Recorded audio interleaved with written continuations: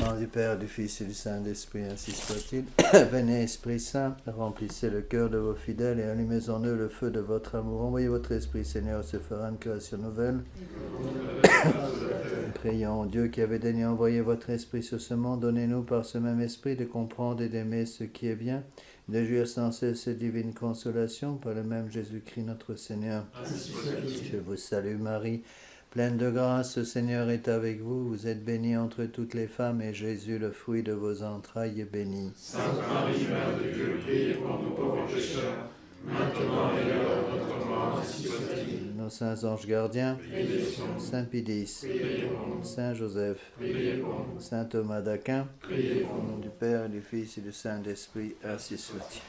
Veuillez vous asseoir.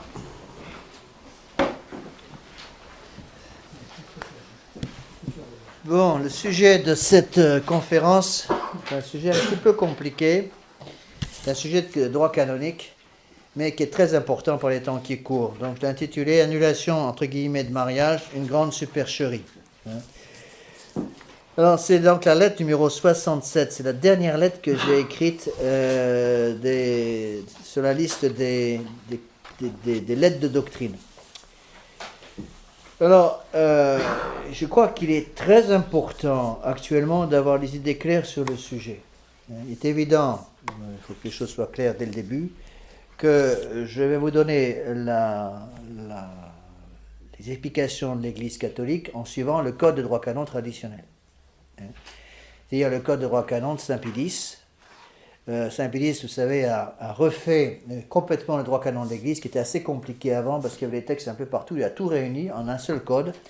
Il est mort juste avant d'avoir fini le travail. Donc il avait réuni toute une série de commissions pour refaire en un seul volume le corps de droit canonique de l'Église. Le droit canonique de l'Église, c'est très important, parce que c'est ce qui règle justement la vie interne de l'Église. Bon.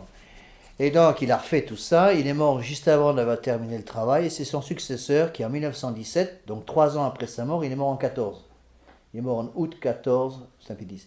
Et donc, 3 ans plus tard, le pape, je crois que c'est Benoît XV, oui, c'est Benoît XV, qui a édité le code de droit canonique qu'on appelle le code de droit canonique de 1917, qui est en fait le code de droit canonique préparé par Saint-Pédis. C'est un code qui est fait pour lutter contre le modernisme. C'est pour ça que Saint-Pédis l'a fait. Donc Saint-Pédis n'avait pas, Saint-Pédis est le pape qui a lutté contre le modernisme le plus, c'est celui qui a fait les grandes encycliques contre le modernisme, surtout Pascendi et Lamentabili, qu'on verra plus tard, qu'on a déjà étudié en partie. Donc en 1910, il avait condamné le modernisme. Il a vite compris qu'il fallait aussi protéger l'Église par les lois canoniques de l'Église. Et donc il a refait pour cela le nouveau code de droit canonique de 1917. Il est évident que tant que l'Église était gérée par ce code de droit canonique traditionnel, il y avait une protection extraordinaire.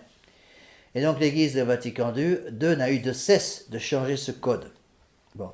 Mais le code de droit canonique était tellement important dans l'Église qu'ils ont quand même hésité à 2 fois avant de changer le code à cause des conséquences. Et c'est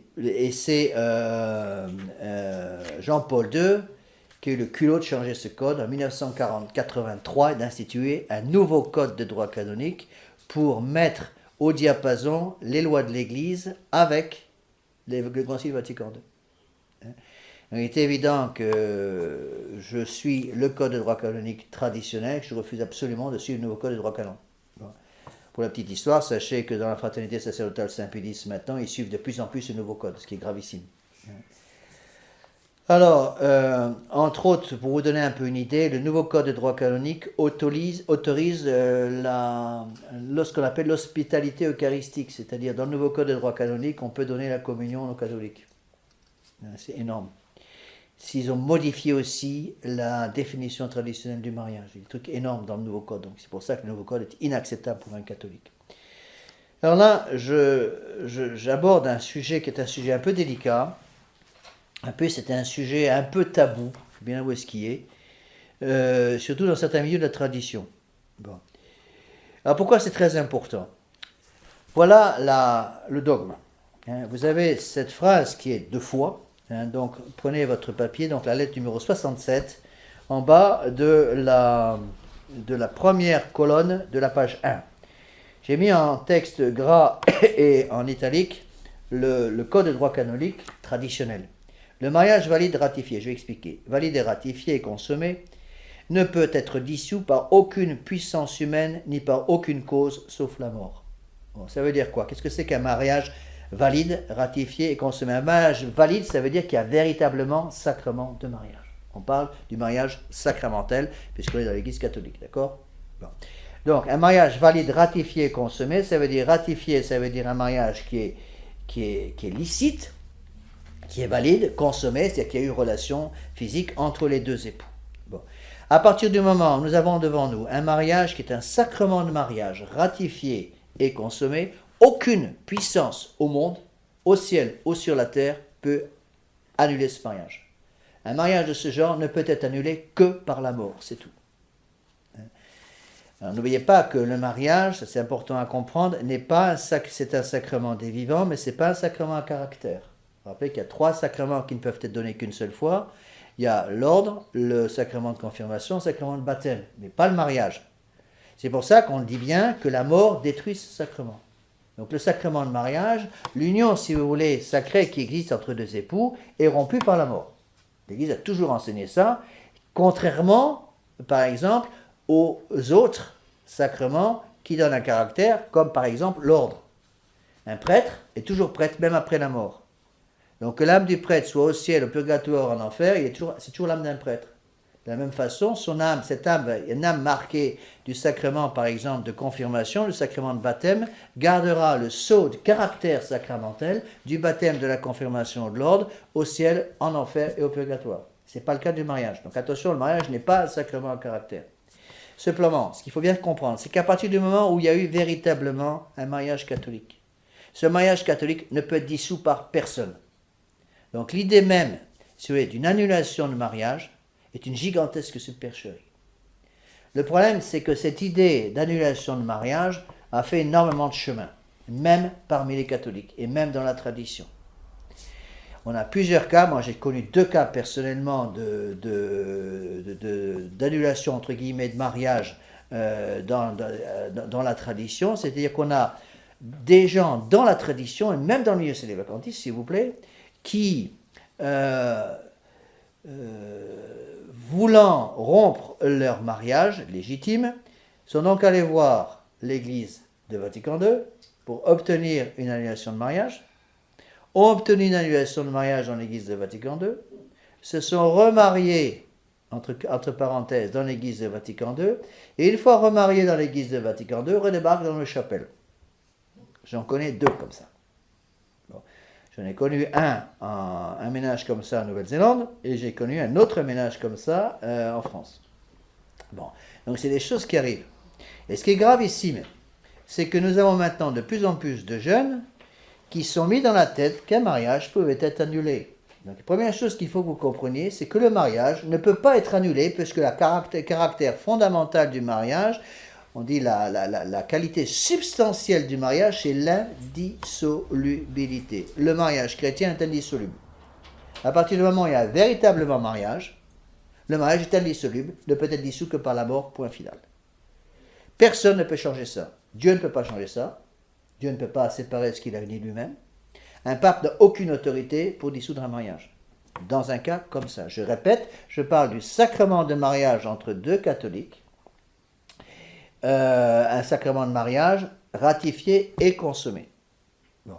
Par exemple, le mariage entre la Très Sainte Vierge de Marie et Saint Joseph était un mariage catholique, mais non consommé, puisqu'ils étaient tous les 2 sous votre chasteté. Là, je parle d'un mariage consommé. Vous verrez que c'est une énorme importance après. Donc je répète cette phrase qui est capitale. C'est le droit canonique traditionnel de 1917. Le mariage valide, ratifié et consommé ne peut être dissous par aucune puissance humaine ni par aucune cause sauf la mort. Ça veut dire que le pape n'a aucune autorité pour annuler un mariage. Un mariage ne peut pas être annulé à partir du moment où il est valide. Il faut aussi comprendre une chose. Beaucoup de gens pensent qu'un mariage peut être valide au début, puis invalide, puis revalide, puis invalide, etc. Bon, c'est complètement faux. La question qui se pose, c'est au moment du mariage, est-ce que c'était valide?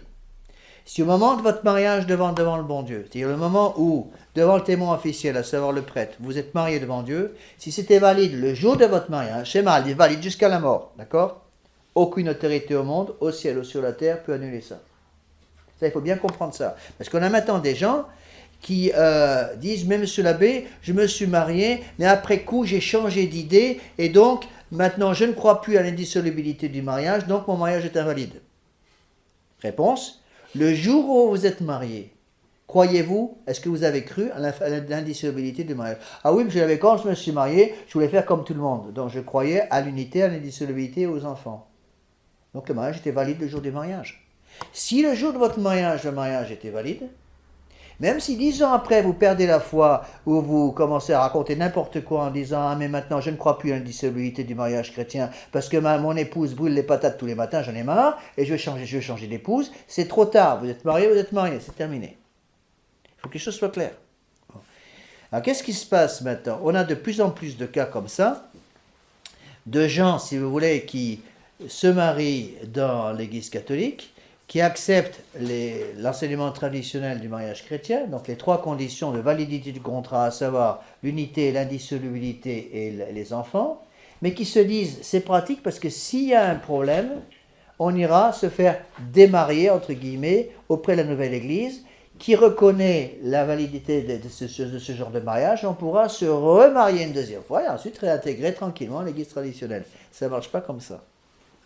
Donc il faut que les choses soient parfaitement clair sur le sujet. Alors le problème, c'est que c'est un petit peu rentré dans les esprits. Et si un jeune, quand je prépare les jeunes au mariage, je suis obligé d'insister lourdement. Imaginez un jeune homme qui se marie. Bon. Il se marie avec une jeune fille catholique, devant un prêtre de la tradition. Il se marie, et il dit voilà, je me marie, j'accepte l'indissolubilité, il n'y a pas de divorce, effectivement pas de remariage, c'est ça que ça veut dire, l'indissolubilité. J'accepte l'unité, donc un homme et une femme, je ne garde pas une deuxième petite amie dans un placard quelque part, et j'accepte les enfants. Bon. Mais s'il y a un problème, dans 10 ou 20 ans, j'irai demander une annulation de mariage. S'il a ça dans sa tête, son mariage est en fait invalide. Pourquoi? Parce que le simple fait qu'il considère qu'il a le droit, dans 10 ou 20 ans, si ça ne marche pas, d'aller demander une annulation de mariage, prouve quoi? Prouve qu'il ne croit pas à l'indissolubilité. Or, l'acceptation de l'indissolubilité du mariage chrétien est nécessaire à la validité du mariage. Vous comprenez ce que je veux dire? Hein? Ben, c'est bien pour ça qu'il y a des préparations au mariage, pardi. J'insiste lourdement avec les jeunes que je prépare au mariage. Moi, je prépare 4 ou 5 ménages comme ça, futurs ménages. J'insiste lourdement. Dans la fraternité à Saint-Pédis, quand j'y étais, je pense qu'ils l'ont toujours, on était même obligé, on demandait même une déclaration d'intention. On en avait assez des problèmes comme ça. On demandait un papier signé par les 2 parties avant le mariage en disant « Je m'engage à ne pas demander une annulation de mariage à l'Église moderne de Vatican II s'il y a un problème dans ce mariage. » Bon, je ne sais pas comment ça se passe actuellement dans la fraternité Saint-Pédis, j'en sais rien. Mais moi, j'ai eu ces papiers et je les ai fait signer, je ne sais pas combien de fois, à chaque fois que je préparais un mariage. Ce qu'on appelle une déclaration d'intention. Donc, il importe de bien connaître ces choses-là, bien connaître ces choses-là et d'expliquer ça à nos enfants. Bon. Lorsqu'on se marie pour le meilleur ou pour le pire. Donc, réfléchissez bien une fois marié. Une fois que vous êtes avant votre mariage, une fois marié, c'est trop tard. C'est pareil pour le sacerdoce. Lorsqu'un prêtre est prêtre, il est prêtre. Il pourra trouver 10 ans, 15 ans, 20 ans après des tas d'excuses en disant « j'ai fait une erreur, j'ai été poussé par ma mère, je suis rentré au séminaire mais je n'aurais pas dû ». C'est fini, c'est trop tard, ça ne se discute même plus. De même qu'on ne discute pas le fait que quelqu'un est prêtre, il est prêtre pour toute l'éternité. De même, on ne discute pas quelqu'un qui est marié avec un mariage valide, licite, un mariage ratifié et consommé. Bon. Ce qu'il peut y avoir, mais j'ai rencontré un cas comme ça en 35 ans de sacerdoce. J'ai rencontré un cas aux États-Unis d'une personne qui était mariée, qui se croyait mariée religieusement avec une personne. On connaissait très bien les 2 personnes, ils avaient plusieurs enfants. un ménage qui se confessait, qui communiait régulièrement. Lui était un ancien du Vietnam. Donc un ancien du Vietnam, donc un Américain, qui avait été au Vietnam. Les GI les soldats qui ont été envoyés au Vietnam, pendant la guerre du Vietnam, en ont vu de toutes les couleurs. Beaucoup sont revenus complètement fous, à cause des tortures qu'ils ont subies et à cause surtout de ce qu'ils ont vu. En plus de ça, ils ont été trahis par le gouvernement américain.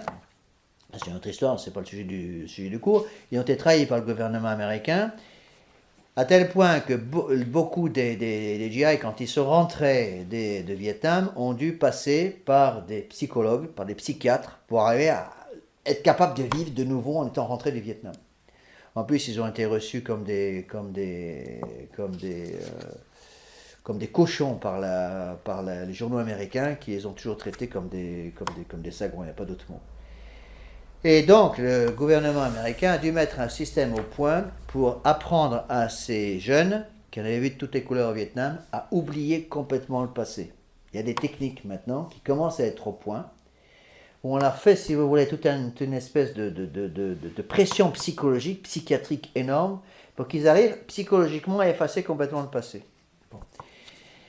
Et donc, c'était un cas comme ça. Et on s'est aperçu par hasard, en demandant pour cette personne que je connaissais, donc, un certificat de confirmation, tout simplement.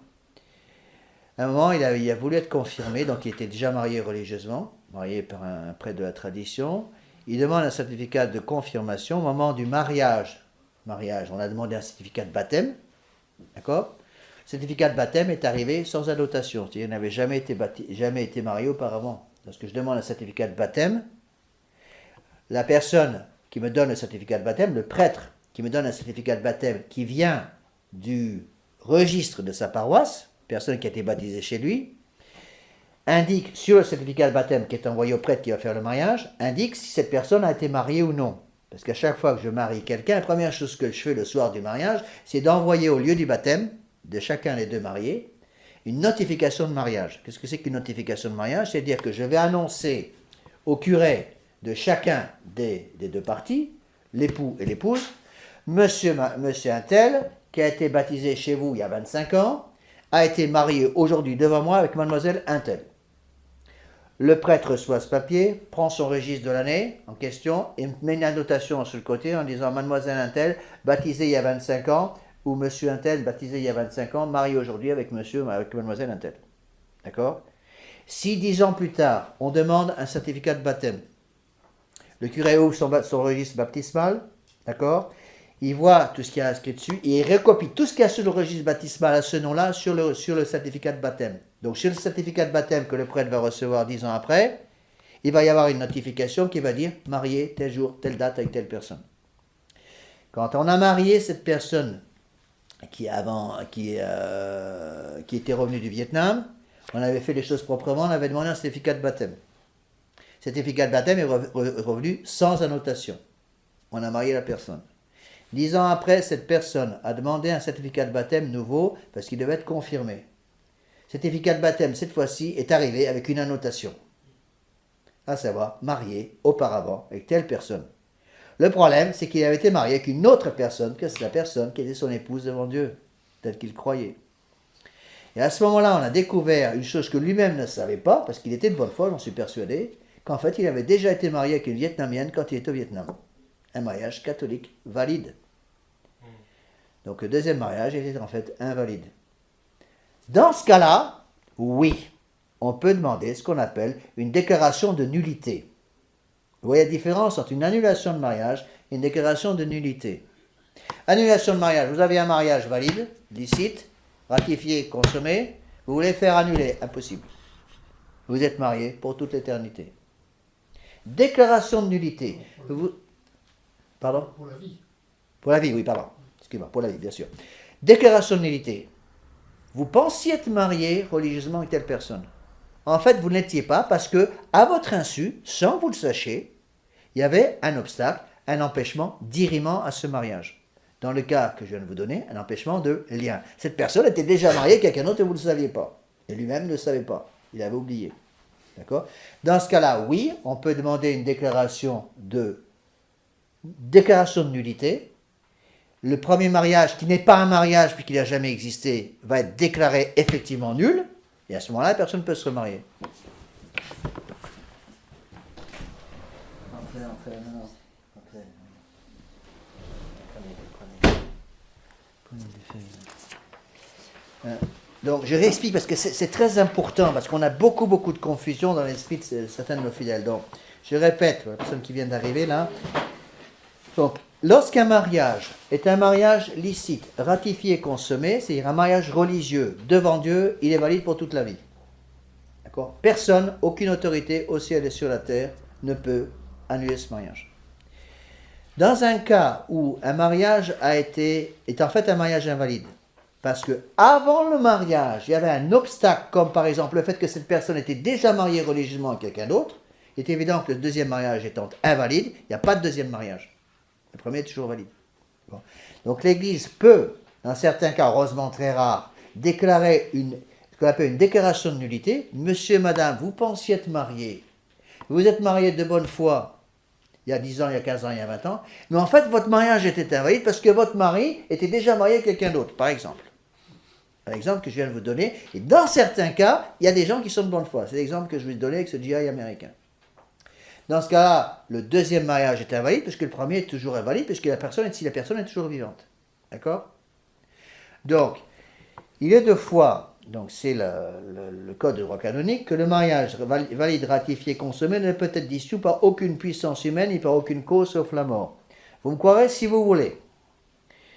Mais je connais une grande gueule de catholiques, excusez-moi du terme, traditionnaliste et même sédévacantistes, qui a osé me dire, Monsieur Lablé, vous n'avez pas le droit d'enseigner ça, c'est faux, parce que le pape peut annuler un mariage. Je ne donne pas ce nom. Je m'excuse, c'est le code de droit canonique de l'Église. Donc vous avez des gens qui sont maintenant persuadés que le pape a le pouvoir d'annuler un mariage chrétien. C'est faux. La mort seule peut annuler un mariage chrétien et personne d'autre. Oui.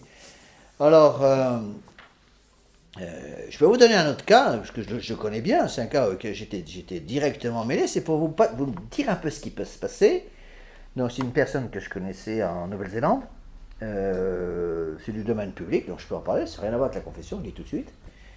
Une personne qui était une brave femme, et qui est tombée amoureuse d'un gigolo. Bon, un type qui valait rien, il travaillait dans une compagnie aérienne, et c'est un type qui valait rien. Tout le monde lui a dit de ne pas... c'est pas vous, non, c'est pas Philippe.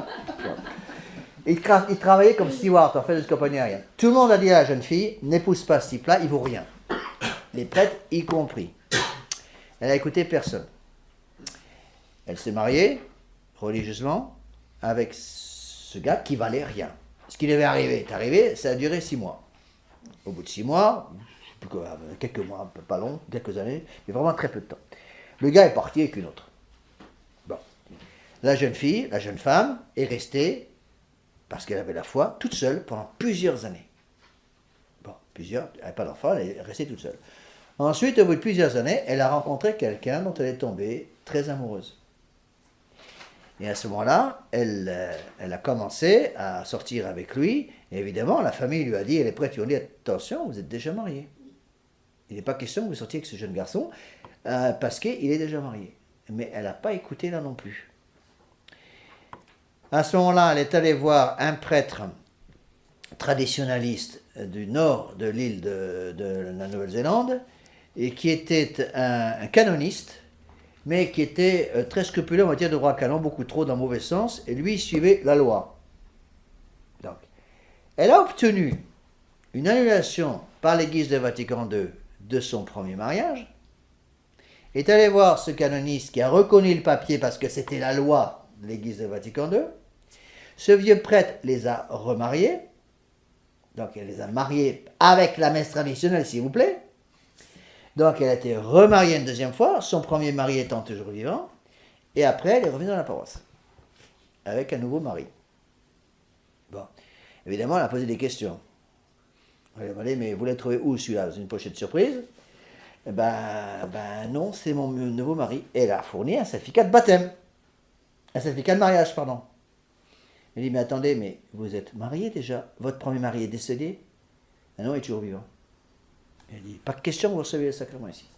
Vous pouvez assister à la Sainte Messe, vous pouvez assister à la messe, mais c'est tout ce que vous pouvez faire. Vous ne pouvez pas communier, vous ne pouvez pas recevoir les sacrements parce que vous êtes déjà marié. Ils ont eu un enfant. Pour vous dire jusqu'où ça va, et là, à mon avis, la fraternité avait raison. L'enfant, elles ont eu un enfant, donc de ce deuxième mariage, et ils sont venus me voir, et c'est moi qui ai baptisé l'enfant. Je me suis dit quand même, ce gamin, c'est pas de sa faute, il y a un bébé qui est là, on va le baptiser. J'ai baptisé l'enfant, je me suis fait tirer les oreilles après par le supérieur. Supérieur par Monseigneur Tissier de Malray, à l'époque, qui m'a dit, il ne fallait pas, vous n'aviez pas le droit de baptiser ce petit. Je dis, mais attendez, mais c'est quand même pas la faute du gamin. Il m'a dit, vous auriez dû renvoyer le baptême auprès du prêtre de l'île du Nord qui avait fait le mariage. Non. Et ceci pour vous expliquer qu'il faut faire extrêmement attention à ça. Hein.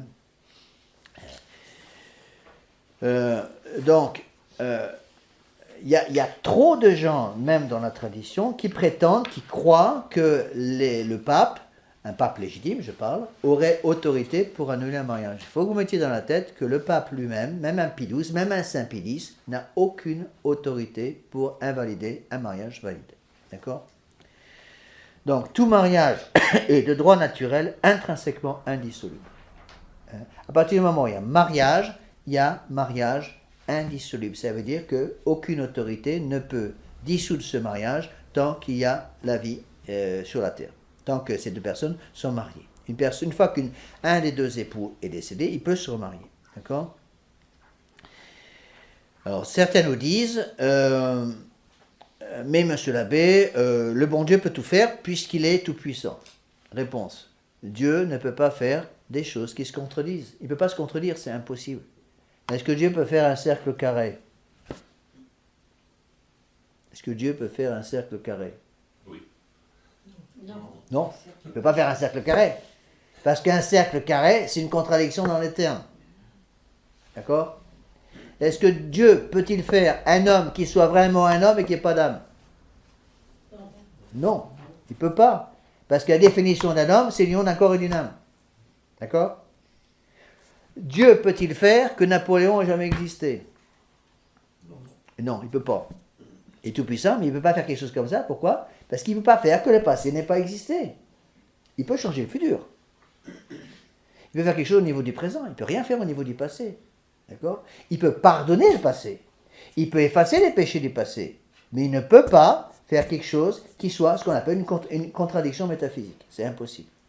Donc il ne faut pas donner au bon Dieu un pouvoir qu'il ne peut pas avoir, dans le sens que le bon Dieu, justement, ne peut pas se contredire lui-même. S'il se contredisait lui-même, il ne serait pas Dieu. D'accord? Bon. Donc, n'en déplaise, c'est ce que j'ai mis ici. Donc, prenez la lettre numéro 67, page 1, première colonne. La notion d'indissolubilité est donc de l'essence même du contrat matrimonial. Les propriétés essentielles du mariage sont l'unité et l'indissolubilité qui obtiennent une fermeté particulière dans le mariage chrétien à cause du sacrement. Bon. C'est le code de droit canonique traditionnel de 1917 que je cite ici. Bon. Il faut savoir que cette notion d'indissolubilité du mariage chrétien est valable pas simplement pour le sacrement de mariage, mais aussi valable pour un mariage qu'on appelle un mariage naturel. Bon. C'est bien comprendre ça. Souvent, il y a beaucoup de confusion de ce côté-là. Alors, j'essaie d'expliquer pour que les choses soient claires, parce que c'est un petit peu compliqué. Est-ce que deux païens qui se marient devant le maire du village, ou l'équivalent, deux païens qui se marient, sont-ils tenus par la loi canonique de l'Église catholique? Bien sûr que non, parce qu'ils ne sont pas baptisés. D'accord? Vous avez monsieur machin qui habite dans son cocotier à tel endroit, avec mademoiselle machin qui habite dans un autre cocotier de l'autre côté, la rivière, ils se marient ensemble devant le sorcier du village, ou devant le maire du village, ou devant l'équivalent. Ils ont l'intention de se marier d'accepter les enfants, d'avoir une unité, c'est-à-dire ils acceptent personne d'autre, donc pas de polygamie, et l'indissolubilité. Est-ce que le mariage est valide? Oui. C'est C'est un mariage valide. On appelle ça un mariage naturel. Est-ce que c'est un sacrement de mariage? Non. Pourquoi? Parce qu'ils ne sont pas baptisés. Il ne peut pas y avoir de sacrement pour quelqu'un qui n'est pas baptisé. Bon. Alors, faites très attention. Une de ces deux personnes se convertit à la foi catholique. Bon, imaginez deux personnes comme ça. Pour vous expliquer qu'il faut faire attention. Deux personnes comme ça qui sont mariées avec un mariage naturel. Le mariage est valide. Au bout de 10 ans, ils se divorcent. Et on va voir le sorcier de nouveau et ils divorcent d'après leur coutume locale. Bon.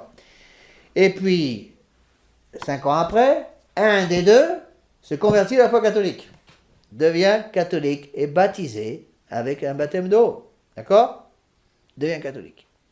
À ce moment-là, il tombe sur une bonne jeune fille, bien catholique et tout, et il veut se marier avec elle. Est-ce qu'il peut le faire? Oui, ben oui.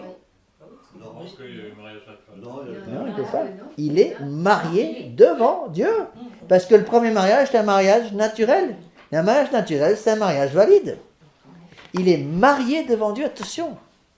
Donc on va voir après, justement, que l'Église a pouvoir sur ce genre de mariage. Vous voyez, ce sont des cas tout à fait exceptionnels, c'est ce que je vais expliquer maintenant. Mais n'oubliez pas qu'un mariage comme ça est un mariage valide. C'est pour ça qu'il faut faire très attention quand on travaille avec des convertis. Quand on fait l'enquête matrimoniale, et qu'on fait tous les papiers du mariage, on vérifie bien toutes ces choses-là pour être sûr justement qu'on n'a pas, quand on a des convertis, on pose des tas de questions pour vérifier le genre de vie qu'ils ont eu avant. Parce qu'on a parfois des mariages comme ça. D'accord? Donc il faut que les choses, encore une fois, soient parfaitement claires sur le sujet. Donc voilà ce que j'ai mis. L'Église catholique n'a donc aucune autorité pour annuler un mariage valide et consommé. L'Église cancelière en a encore moins. Bon. Au XVIe siècle, je donne l'exemple de l'Église anglicane, l'Église catholique a préféré se faire chasser d'Angleterre, persécutée dans le sang par le roi Henri VIII, et voir des millions de catholiques anglais quitter l'Église et passer dans le schisme anglican, plutôt que d'annuler le mariage valide et consommé de ce prince avec Catherine d'Aragon. Bon. Alors, il faut faire très attention. Pourquoi? Parce que dans l'Église moderne, dans l'Église de Vatican II, ils acceptent maintenant le divorce. Bon. La seule différence, c'est qu'au lieu d'appeler ça divorce, ils appellent ça annulation de mariage. Et c'est de ces annulations de mariage dont je vais parler maintenant. C'est pour ça que j'ai donné comme titre « Annulation entre guillemets de mariage, grande supercherie ». Bon. Ce sont des annulations de mariage qui sont extrêmement fréquentes maintenant, surtout dans les pays de langue anglaise. Il y en a énormément aux États-Unis, par millions maintenant. En plus de ça, avec le nouveau synode sur la famille, ils sont en train de préparer un changement qui va arriver bien sûr, où ça va non plus dépendre de Rome, mais dépendre, ces annulations de mariage entre guillemets, vont dépendre directement de l'évêque. Donc c'est plus par dizaines de milliers ou par millions que ça va se faire, mais ça peut être des annulations par dizaines de millions, littéralement. Hein?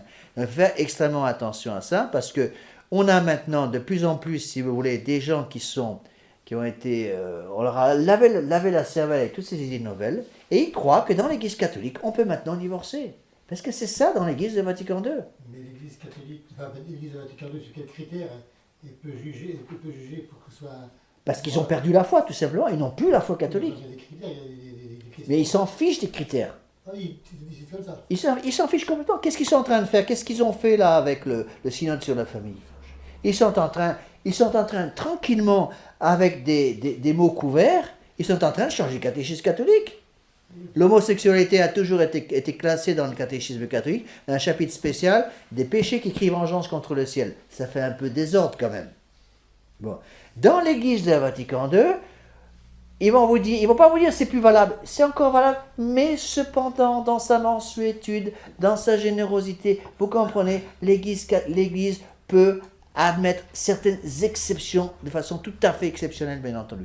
Et hop, on fait rentrer, comme ça, le coin dans le bois, on fait éclater le courant, et tout saute. Ils ont fait sauter déjà le sacerdoce, ils ont plus ou moins détruit le baptême, ils ont détruit la messe, maintenant ils sont en train de détruire le mariage chrétien.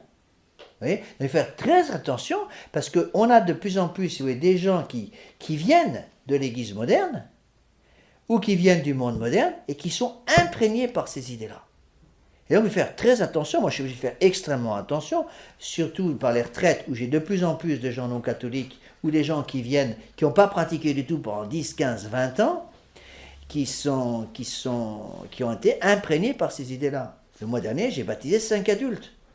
D'accord? Bon, des baptêmes d'adultes, faire extrêmement attention justement à des cours, il y avait des choses comme ça. Vous voyez? Donc, attention. Ce qui me paraît bizarre, c'est qu'il peut venir un mariage sans aucun critère. Mais il va vous donner des critères. Ils ont changé les critères. Je vous donne un exemple. Dans le nouveau code de droit canonique, le code de 83, donc de Jean-Paul II, ils ont une nouvelle clause d'acceptation d'invalidité de mariage qu'ils appellent le mariage par manque de maturité. Bon. Avec cette clause de manque de maturité, ça veut dire, quand je me suis marié, j'étais pas assez mûr pour le faire. Hop, mariage invalide. Chacun d'entre vous ici, vous êtes tous mariés, par un ou deux, chacun d'entre vous, vous pourriez obtenir une annulation de mariage avec cette clause. Ça veut dire, monsieur est marié depuis 25 ans, madame est mariée depuis 25 ans, vous comprenez, je me dispute beaucoup avec madame, je me discute beaucoup avec monsieur, c'est qu'en fait, quand je me suis marié, j'avais 20 ans, je manquais de maturité. Hop, mariage invalide. Vous voyez où ça va? Et ça veut des choses comme ça qu'ils annulent le mariage chrétien.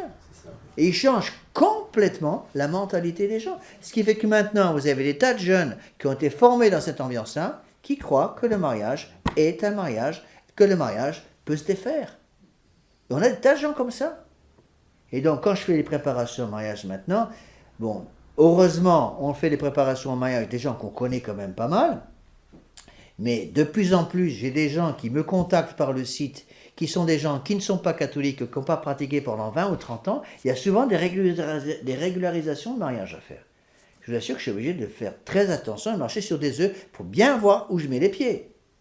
Bon, les premières questions que je pose, c'est justement ça. Avez-vous, quand ils veulent régulariser leur situation, j'ai encore eu des cas il y a très peu de temps, à chaque première question que je suis obligé de poser, quand les gens viennent me voir, en me disant, monsieur l'abbé, voilà, on voudrait, j'ai 35 ans, j'ai été marié il y a 15 ans, je vis actuellement avec mademoiselle Intel, qui est mon épouse, par exemple, devant l'État, j'ai été baptisé comme bébé, donc je sais que je vis en concubinage, je voudrais maintenant régulariser ma situation. Parce que je suis en train de retrouver la foi, parce que j'écoute maintenant les catéchistes sur le site, je suis en train de retrouver la foi catholique, je voudrais pouvoir faire une bonne confession générale, venir faire une retraite et régulariser la situation. Vous êtes obligé de faire très attention pour bien vérifier qu'on est dans un cas qu'on peut accepter. Bon. Quand la personne me dit et me prouve qu'il n'a jamais été marié auparavant avec quelqu'un d'autre, et que c'est le seul et unique mariage, c'est facile de régulariser la situation. Qu'est-ce qu'on fait? Quand il y a un baptême des deux côtés, qui sont tous les deux baptisés comme enfants, c'est souvent le cas, les gens qui après n'ont pas pratiqué pendant 15 ans, on prépare simplement une bonne confession générale pour les deux, et on régularise la situation. C'est facile. Mais régulièrement, qu'est-ce qui nous arrive? C'est des gens qui nous disent, monsieur l'abbé, je vis avec mademoiselle Intel depuis 5 ans, et je voudrais maintenant régulariser ma situation, me marier devant Dieu, je veux retrouver la foi catholique et la pratiquer. On pose tout de suite la question, avez-vous déjà été marié auparavant? Ben oui, monsieur l'abbé, il y a 20 ans, je me suis marié avec une autre personne. Cette personne toujours vivante? Oui, monsieur l'abbé. Étiez-vous catholique à l'époque? Oui, monsieur l'abbé. Est-ce qu'elle était catholique? Oui, monsieur l'abbé. Est-ce que vous êtes marié devant l'église catholique? Oui, monsieur l'abbé. Monsieur, vous êtes déjà marié. Donc je ne peux pas régulariser votre situation. Vous avez deux solutions, ou la séparation avec la personne avec laquelle vous vivez actuellement, ou de vivre comme frère et sœur dans certains cas. Oui. Et souvent les gens nous disent, mais monsieur l'abbé, j'ai entendu dire qu'on pouvait demander une annulation de mariage. Bon, et c'est pour ça qu'il faut bien aider ces gens à ne pas se décourager. Alors vous pensez, des gens, imaginez des gens qui depuis 10 ans, 20 ans vivent comme frères et sœurs parce qu'ils veulent faire les choses correctement. Il y a des enfants donc, qui vivent comme frères et sœurs légitimement. Ils auraient bien aimé se marier, ils ne peuvent pas parce qu'ils sont déjà mariés légitimement. Et voilà que dans l'église moderne, on leur dit qu'ils peuvent obtenir une annulation de mariage très facilement. Vous voyez la tentation pour eux. Vous voyez, donc il faut faire attention à ces choses-là. Alors voyons un petit peu les choses de confusion que je vais déjà expliquer, mais je réexplique ça pour être sûr que les choses soient claires. Bon. Premièrement, donc c'est à la page 1, donc de cette lettre numéro 67, deuxième colonne. Beaucoup de catholiques pensent qu'un mariage pourrait être annulé comme d'un coup de baguette magique par un empêchement d'irriment. Attends, je vais prendre ma montre avec ce truc-là, moi. Voilà. Bon, il faut comprendre qu'un tel empêchement canonique n'annule rien du tout, mais qu'il rend le mariage impossible tant qu'une dispense valide n'a pas été accordée par l'autorité ecclésiastique compétente. Ça veut dire quoi, hein? Ce qu'il faut bien comprendre, j'explique après je vais réexpliquer de façon pour être sûr que vous comprenez bien. Ainsi, par exemple, deux personnes qui se sont mariées, alors qu'il existait pour l'un des deux contractants un lien antérieur valide. Ils se marient, mais ils étaient déjà mariés auparavant avec un mariage valide. Empêchement d'irriment de lien, par exemple, à cause de l'existence d'un mariage précédent. Ils ne sont en fait pas mariés. D'accord? Malgré toutes les apparences, soit à leurs yeux, soit aux yeux des autres, leur mariage n'a jamais existé. Elles se croyaient peut-être mariées femmes, ces personnes, mais elles ne l'étaient pas devant Dieu, devant l'Église. C'est l'exemple que je vous ai donné auparavant. D'accord? Ce prétendu mariage est nul, parce qu'au moment où il a été contracté, il y avait une cause, un lien précédent toujours valide, qui le rendait invalide. Donc l'Église n'annule donc pas un tel mariage, mais ne fait que constater qu'il n'a jamais existé. Donc vous voyez le cas. Bon, ça doit être clair. Monsieur est marié avec madame. Il se croit marié avec madame. En fait, madame a menti et ne lui a pas dit qu'auparavant, 10, 15, 20 ans auparavant, elle avait déjà été mariée religieusement à quelqu'un d'autre. Et ce premier mari, qui est le mari légitime, est toujours vivant. Donc le deuxième mariage est nul. Monsieur se croit marié avec son épouse, mais en fait il ne l'est pas, puisqu'elle a déjà été mariée et qu'elle lui a menti, qu'elle a donné des papiers de façon frauduleuse pour cacher une vérité de ce genre. Ça arrive malheureusement. D'accord? Donc dans un cas comme ça, il est évident qu'un mariage de ce genre est invalide. Si j'avais un cas comme ça, je pourrais dire à ces personnes, vous n'êtes pas mariés. Bon, imaginez quelqu'un qui me dise, monsieur l'abbé, je viens de découvrir que je me suis fait rouler et que mon épouse, en fait, avait déjà été mariée religieusement avec quelqu'un d'autre, qu'est-ce que je dois faire? Je dis, monsieur, vous n'êtes pas marié.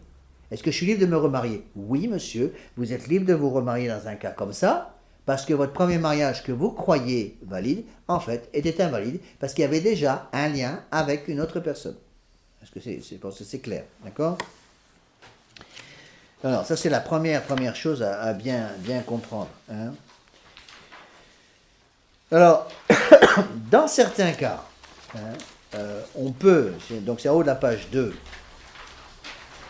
dans certains cas, pour éviter un mal plus grand, et s'il n'y a pas de risque de scandale, entre autres quand il y a des enfants, il pourrait être toléré, en suivant toutes les règles de la prudence et du bon sens, que ces deux pseudo-conjoints puissent vivre comme frères et sœurs, cas par exemple de personnes déjà d'âge mûr. Je connais des personnes que tout le monde croit mariées qui en fait ne le sont pas. Ils ont des enfants, plusieurs enfants, et ils ont régularisé leur situation dans le secret du confessionnal. Le prêtre seul connaît leur véritable situation.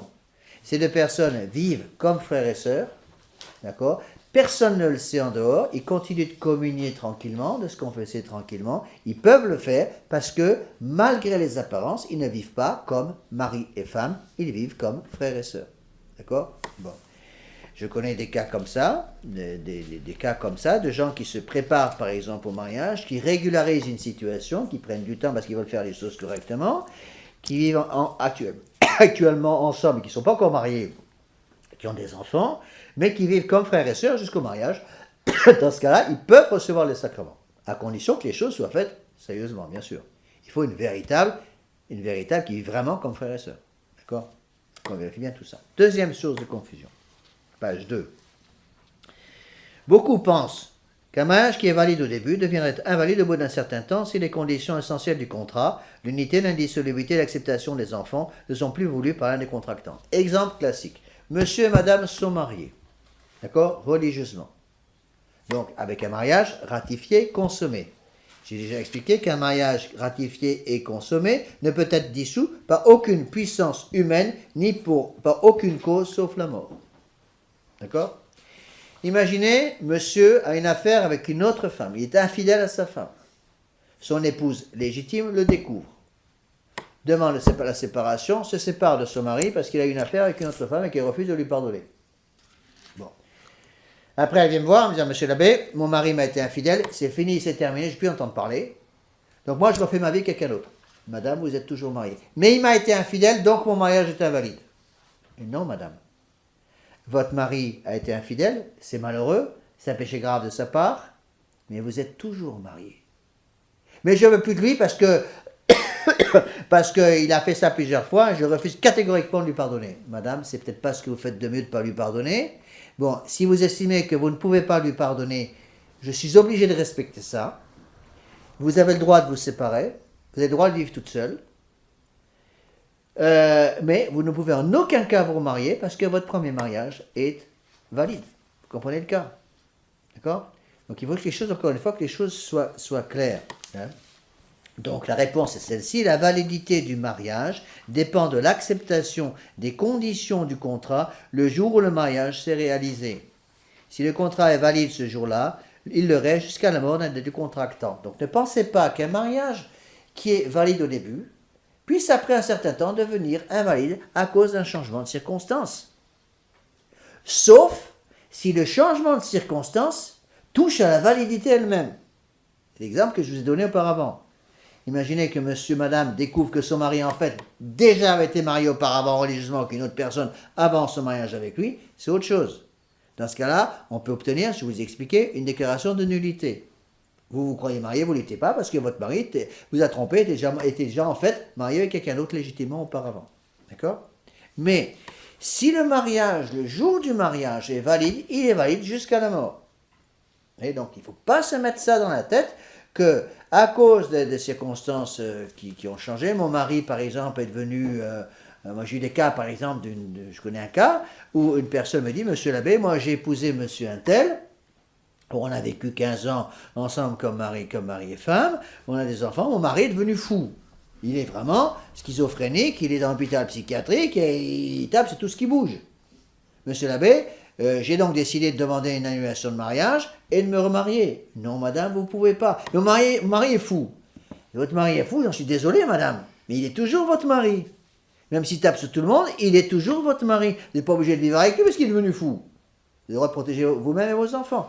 Vous pouvez vivre par vous-même toute seule. Mais vous êtes toujours marié et vous n'avez absolument pas le droit de vous remarier.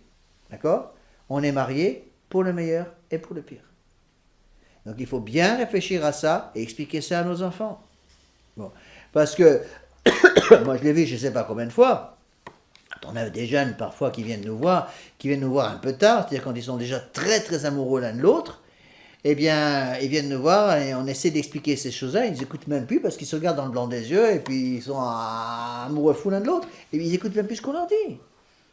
Et puis, je parle, j'explique qu'ils sont en train de se regarder dans le blanc des yeux. Je l'aime. Et puis, on est en train de leur dire, presque on veut leur dire, mettez un bandeau sur les yeux, bon sang de bonsoir. Écoutez un peu ce que je vous dis.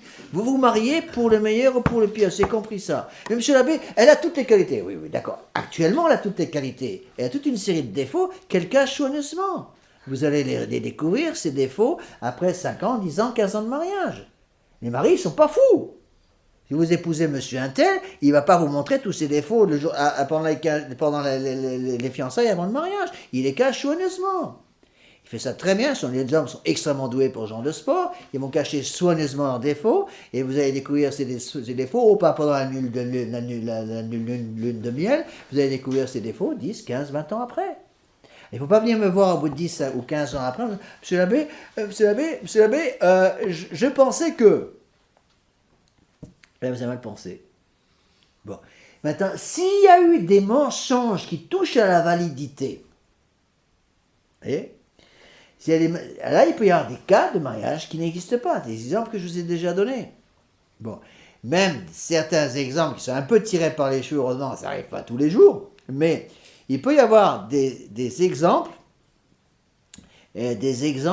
de mariage invalide parce que mademoiselle, ça arrive de temps en temps à cacher un élément déterminant. Je donne un exemple. Monsieur est amoureux de mademoiselle, très amoureux d'elle. C'est une très bonne fille, mais malheureusement, elle a eu une maladie quand elle était plus jeune et elle se retrouve stérile. Elle sait qu'elle ne pourra jamais avoir d'enfant. Est-il possible devant Dieu pour monsieur d'épouser une femme qu'il sait stérile? C'est valide ou non un mariage comme ça? Monsieur épouse une femme qui est stérile, qui ne peut pas avoir d'enfant, devant Dieu. Le mariage est-il valide? Oui. Oui. Oui. Oui. Attention. Oui. Le mariage est absolument... Lui ne savait pas. Attendez. Monsieur épouse en toute connaissance de cause mademoiselle qu'il sait stérile. La jeune fille lui a dit, écoute, je suis très amoureuse de toi, tu es très amoureuse de moi, mais je te préviens, j'ai eu une maladie, j'ai dû être opérée, j'ai eu une hystérectomie, je ne peux pas avoir d'enfant. J'en souffre énormément, mais je veux que tu le saches. Le jeune homme dit, écoute, moi je t'aime, on essaiera d'adopter des enfants, c'est pas de ta faute, je t'épouse tel quel. Je sais que tu pourras jamais avoir d'enfant, je t'épouse quand même. Le mariage est valide. Pourquoi? Parce que même si la fin première du mariage, à savoir la procréation des enfants, est impossible, la fin secondaire est possible. Bon. Maintenant, imaginez autre cas. Mademoiselle sait qu'elle ne peut pas avoir d'enfant parce qu'elle a eu une maladie orpheline ou je ne sais pas quoi quand elle était plus jeune. Elle a dû avoir une hystérectomie, elle ne peut plus avoir d'enfant, elle le cache à son mari. Le mari l'ignore. Se marie avec cette personne de bonne foi et découvre au bout de quelques années que sa femme lui a caché un fait déterminant. Bon. C'est-à-dire que s'il l'avait su, il ne l'aurait jamais épousée parce qu'il voulait absolument avoir des enfants. Dans ce cas-là, c'est ce qu'on appelle une erreur sur la personne. Il y a un mensonge qui touche à la validité même du mariage. Vous voyez le cas? Bon. C'est ce qu'on appelle une erreur sur la personne. C'est un cas d'annulation, un cas en fait de mariage qui n'est pas un vrai mariage parce que vous avez caché un élément déterminant. Vous voyez? C'est pour ça que dans l'enquête matrimoniale, on pose des questions aussi là-dessus pour vérifier qu'il n'y a pas dans l'esprit des deux personnes un élément qui invaliderait le mariage. Autre exemple, c'est très important pour les temps qui courent. Monsieur n'a pas de boulot. Il a perdu son travail. Fait croire à celle qu'il veut, à sa fiancée, qu'il a un boulot et un salaire fixe. En fait, il lui ment. Il n'a pas de travail.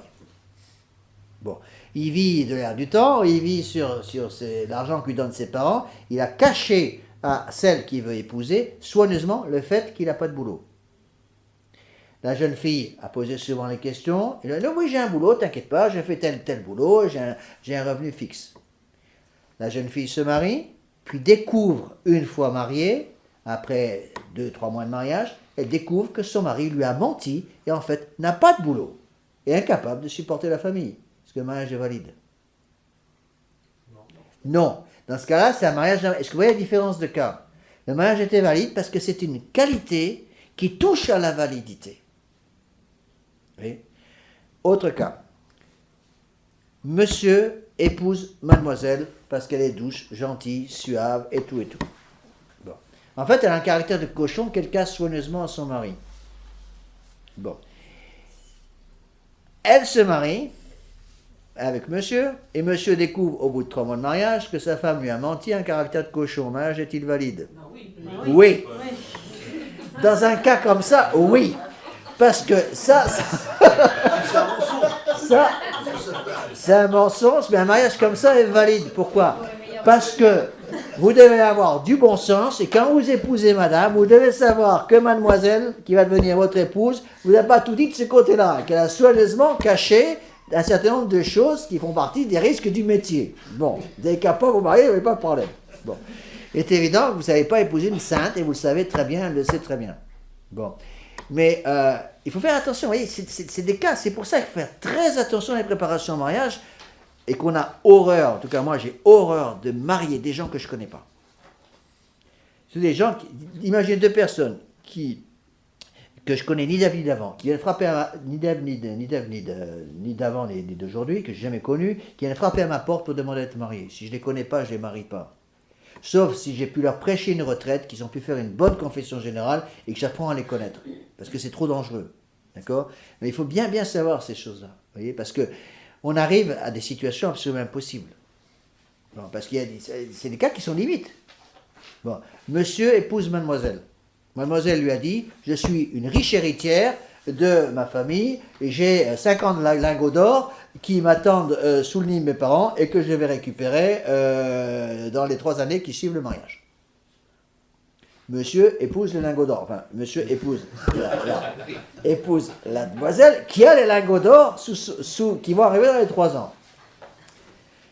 Il épouse cette personne, puis découvre, hein? Pour le lingot d'or? Oui, puis découvre, après coup, qu'elle lui racontait des histoires, qu'il n'y a pas de lingots d'or du tout. Et là, c'est un cas de mariage qui peut être invalide. Hein? Parce que là, oui, parce que là, c'est une...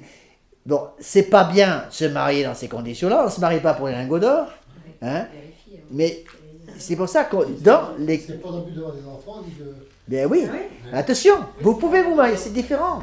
Parce que vous vous mariez pour les lingots d'or, mais vous mariez aussi parce que vous voulez avoir des enfants. Vous mariez avec les lingots d'or et vous avez l'intention de rester avec les lingots d'or pour toute votre vie.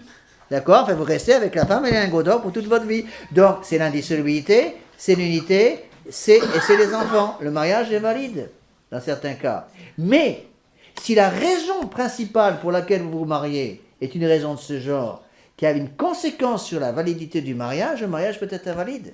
C'est pour ça que dans les préparations au mariage, on pose des tas de questions pour bien vérifier qu'il n'y a pas une condition cachée. Vous voyez? Oui. Le mariage civil sous la République est invalide. Le mariage civil sous la République est invalide pour 2 catholiques. Il est invalide pour 2 personnes qui se marient et qui ont l'intention d'accepter le droit au divorce.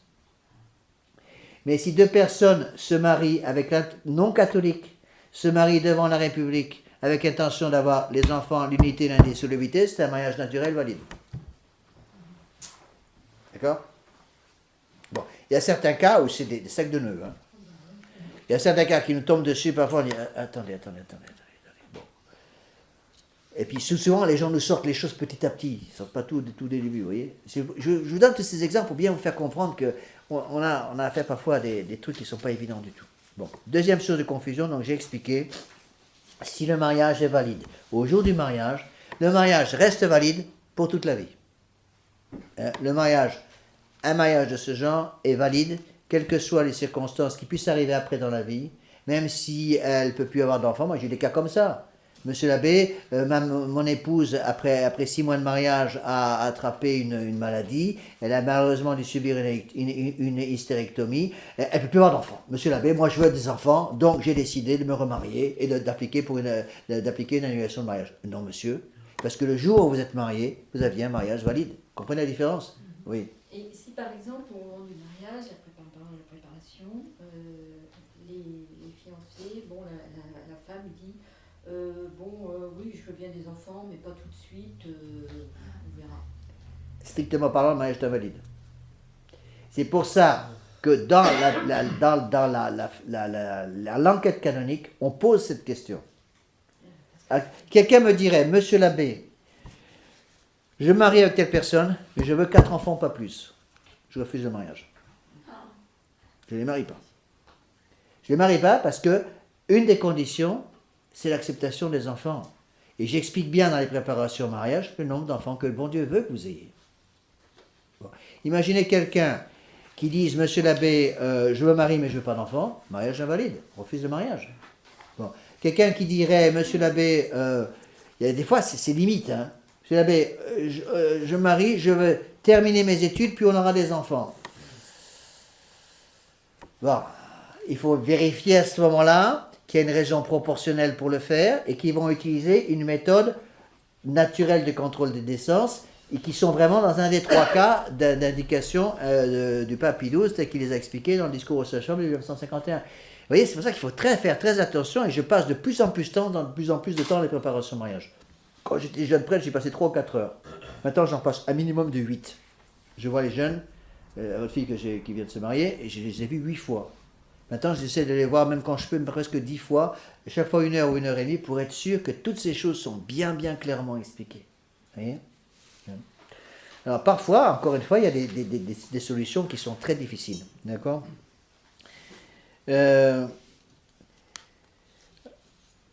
Alors, donc en bas de la page 2, première colonne en bas de la page. Alors attention, je dis tout de suite que quand je quand j'explique ces choses-là, à tous les coups, c'est la même histoire. Il y a des gens qui me téléphonent le lendemain, monsieur l'abbé, je crois que mon mariage est invalide, c'est épouvantable, parce que j'ai découvert tel ou tel truc. 9 fois sur 10, c'est du scrupule. Hein, votre mariage est valide, donc ne pleurez pas, c'est pas la peine. Non, vous êtes marié. Courage. Voilà. Alors, troisième chose, l'argument du manque de maturité, donc en haut de la page 2, deuxième colonne. L'argument du manque de maturité, au moment du mariage religieux, très souvent invoqué aujourd'hui, n'est pas acceptable dans la plupart des cas. Hein, car l'immense majorité des gens qui se marient à l'église savent très bien ce qu'ils font et se marient comme tout le monde. Alors là, attention, il faut que ça soit très clair. Là. 9 personnes sur 10 qui se marient, qui ont au moins un catéchisme de surface, ont l'intention de se marier. Au moment où ils se marient, ils sont vraiment amoureux l'un de l'autre. D'accord? Donc ils se marient avec l'intention d'avoir des enfants, l'unité et l'indissolubilité. Le mariage est valide. Encore une fois, si quelqu'un se mariait et qui gardait dans son subconscient, dans sa mémoire, dans son intelligence, une condition inavouable, comme quoi il ne voulait pas, par exemple, avoir d'enfants, le mariage est invalide. Pourquoi? Parce que ça va contre la fin du mariage, à savoir la procréation des enfants. Imaginez monsieur qui se marie en disant « Oui, je me marie, mais je garderai une deuxième épouse sur le côté cachée dans un tiroir quelque part, et quand j'irai une bagarre avec mon épouse, on j'irai me consoler avec la deuxième. » Mariage invalide. Pourquoi? Parce que là, ça va contre l'unité du mariage. D'accord? Ou le monsieur ou madame qui se marie en disant « Oui, bon, si vraiment ça va pas, bon, on ira voir l'église moderne, on obtiendra une annulation de mariage, il faut payer 300 €, c'est pas trop cher, on obtiendra une annulation de mariage, et on se démariera, on se mariera avec quelqu'un d'autre. Mariage invalide. » D'accord? Faire les choses. Maintenant, c'est très différent avec des gens qui se marient, qui n'ont pas la foi du tout. Dans bien des cas, dans le monde moderne, je dis bien la civilisation, ou ce qu'il en reste moderne, très souvent, des gens qui se marient ont l'intention de garder le divorce comme une option. Bon. Imaginez par exemple 2 Gabonais qui se marient. Bon. 2 Gabonais non catholiques. Dans la loi gabonaise, parce que je connais un peu le Gabon, dans la loi gabonaise, au moment du mariage, dans le contrat civil du mariage, vous avez une case à cocher. Bon. Un époux ou 4. Ils causent tous le 4 au cas où. Bon. Si un de nos fidèles marque la case numéro 4, c'est-à-dire 4 époux maximum, mariage est invalide. D'accord? Bon. C'est pour ça que c'est très compliqué dans certains pays. Si un Gabonais qui n'a pas la foi catholique, qui est un païen, épouse une Gabonaise, avec l'intention d'accepter aussi 3 autres épouses supplémentaires quand ce sera le temps. Le mariage n'est pas un mariage naturel. Pourquoi? C'est un mariage invalide devant Dieu. Pourquoi? Parce qu'il y a une condition qui va contre la nature même du mariage. Comprenez? Si au contraire, un païen gabonais épouse une païenne gabonaise, il a l'intention de garder cette épouse pour le meilleur et pour le pire jusqu'à sa mort. Est-ce que le mariage est valide? Oui. Est-ce que c'est un sacrement de mariage? Non. C'est un mariage naturel, oui. Et si 2 païens se marient et utilisent la contraception? Bon. Parce que là, c'est quasiment tout le temps ça. Ben oui, mais c'est strictement parlant, dans ce cas-là, c'est assez compliqué. Il faut vraiment au cas par cas. Ouais. Mais strictement parlant, des païens qui se marient, qui ne veulent pas avoir d'enfants, ou qui veulent limiter le nombre d'enfants de façon illégitime, le mariage est invalide. Mais ils limitent tous, hein, et ceux qui font devant la République aujourd'hui disent bon, on va en avoir 2, puis c'est tout. Mais pas tous, pas tous. Il y a des gens, c'est rare, mais il y en a encore. Il y a encore des braves gens qui sortent à droite et à gauche. Moi, j'en ai rencontré. Des gens qui sont de bonne foi, et en général, ces gens qui sont de bonne foi découvrent tous la foi catholique un jour ou l'autre. C'est comme ça qu'on les découvre. Et j'ai connu des cas de mariage splendide que j'ai fait de régularisation de mariage, des gens qui étaient de bonne foi et qui ont voulu faire les choses correctement, et bien ils sont arrivés au mariage chrétien parce qu'ils sont arrivés tout simplement à la conversion. D'accord? Bon. Alors, voyons maintenant les cas d'exception. qui sont prévus par le droit canon traditionnel de l'Église, celui de 1917, de véritables annulations de mariage. Bon, parce qu'il y a certains cas exceptionnels pour lesquels l'Église catholique donne une exception à ce principe. Cependant, le principe reste le même, c'est-à-dire qu'à partir du moment où j'ai un mariage ratifié, valide, consommé entre deux chrétiens devant Dieu, ce mariage est toujours valide tant que les deux époux sont en vie. D'accord? Donc, si monsieur et madame sont mariés religieusement avec un mariage valide, ratifié, consommé, c'est valide jusqu'à la mort. L'Église n'a aucun pouvoir là-dessus. L'Église peut autoriser certaines exceptions pour des non-catholiques, d'accord? Ou pour des mariages non consommés. Exemple, le mariage de la Très Sainte Vierge Marie et de Saint Joseph. Le mariage de Sainte Cunégonde et de Saint Henri d'Allemagne. D'accord? Quand, le mariage de la Très Sainte Vierge Marie, c'est un mariage valide, un sacrement de mariage entre Saint Joseph et la Très Sainte Vierge Marie, mais non consommé, parce qu'ils étaient tous les deux sous un vœu de chasteté. Dans des cas comme ça, l'Église a certains pouvoirs que je vais maintenant expliquer.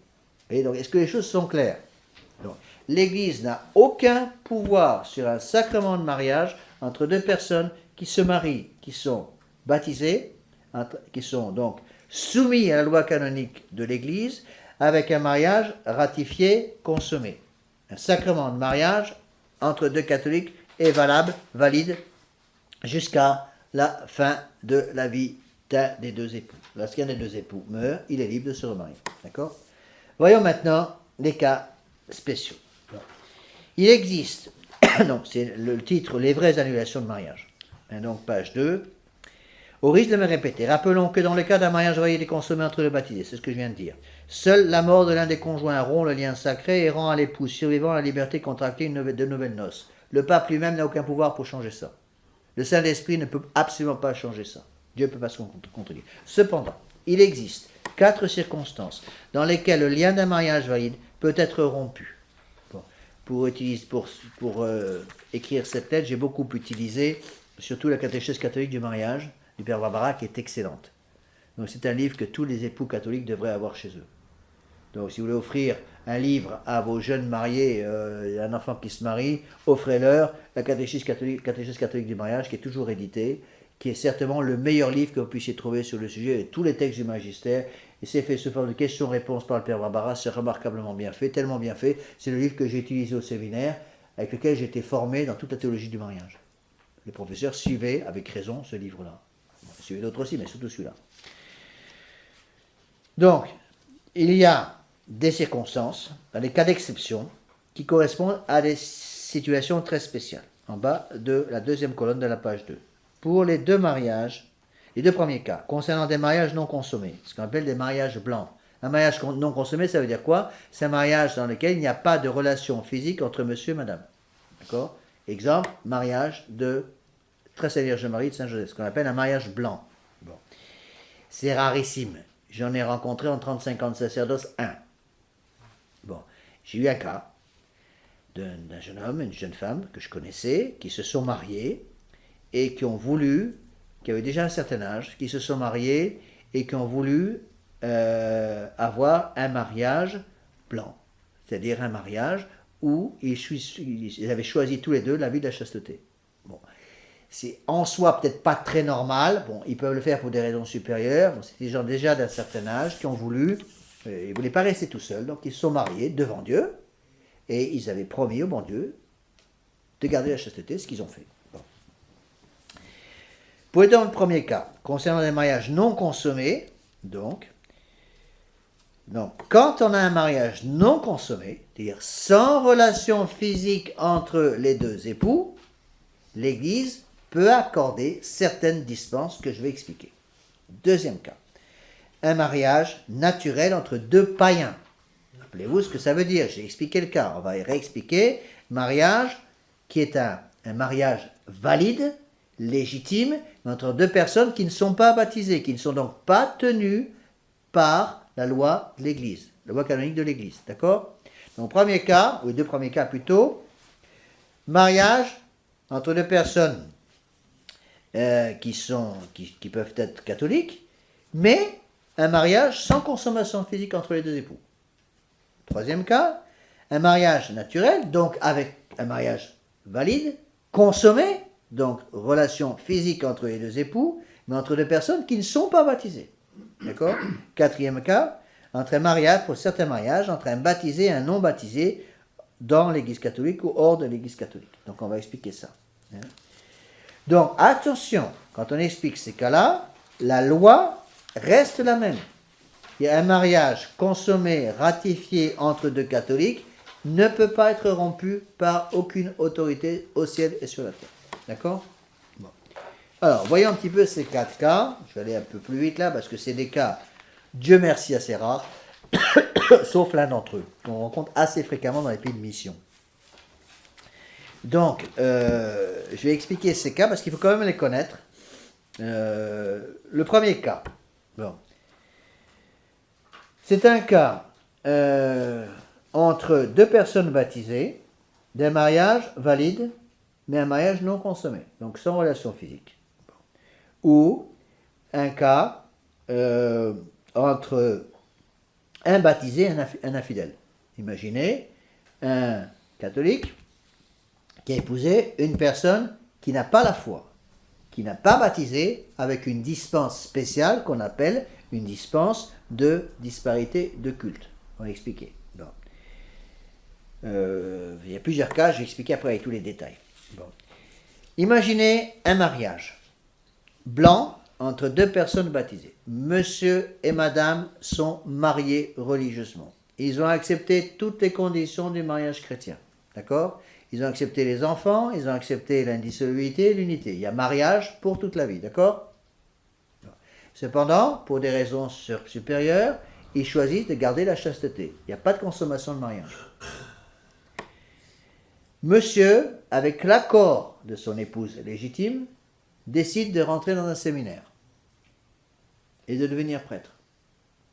L'Église peut, dans un cas comme ça, annuler le premier mariage, le véritable mariage, parce que c'est un mariage non consommé. D'accord? Donc voilà ce que je vais expliquer maintenant. Le mariage non consommé, c'est le code de droit canonique, je cite le code de 1919. Le mariage, donc, si l'un des deux conjoints entre dans un ordre religieux à vœu solennel, sa profession solennelle, prononcée validement, rompt de plein droit le lien de ce mariage, et l'autre conjoint alors seulement se trouve libre de contracter une nouvelle union. Si monsieur et madame vivent comme frères et sœurs, pour une raison supérieure, parce qu'ils ont fait vœu de chasteté, monsieur rentre dans un monastère ou dans un séminaire pour devenir prêtre, ou dans un monastère pour devenir moine, et fait au bout d'un certain nombre d'années un vœu de chasteté.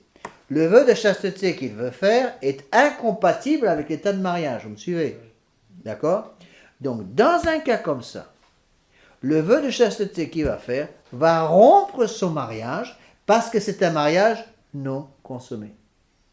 Si madame, qui a vécu dans la chasteté avec son mari légitime, rentre dans un monastère de femmes, le jour où elle va faire sa profession solennelle, va faire un vœu de chasteté définitif, ce vœu de chasteté va rompre le mariage légitime dans lequel elle était engagée, si c'était un mariage, justement, fait de façon, avec un mariage non consommé. Parce que sinon, il ne pourrait jamais faire de...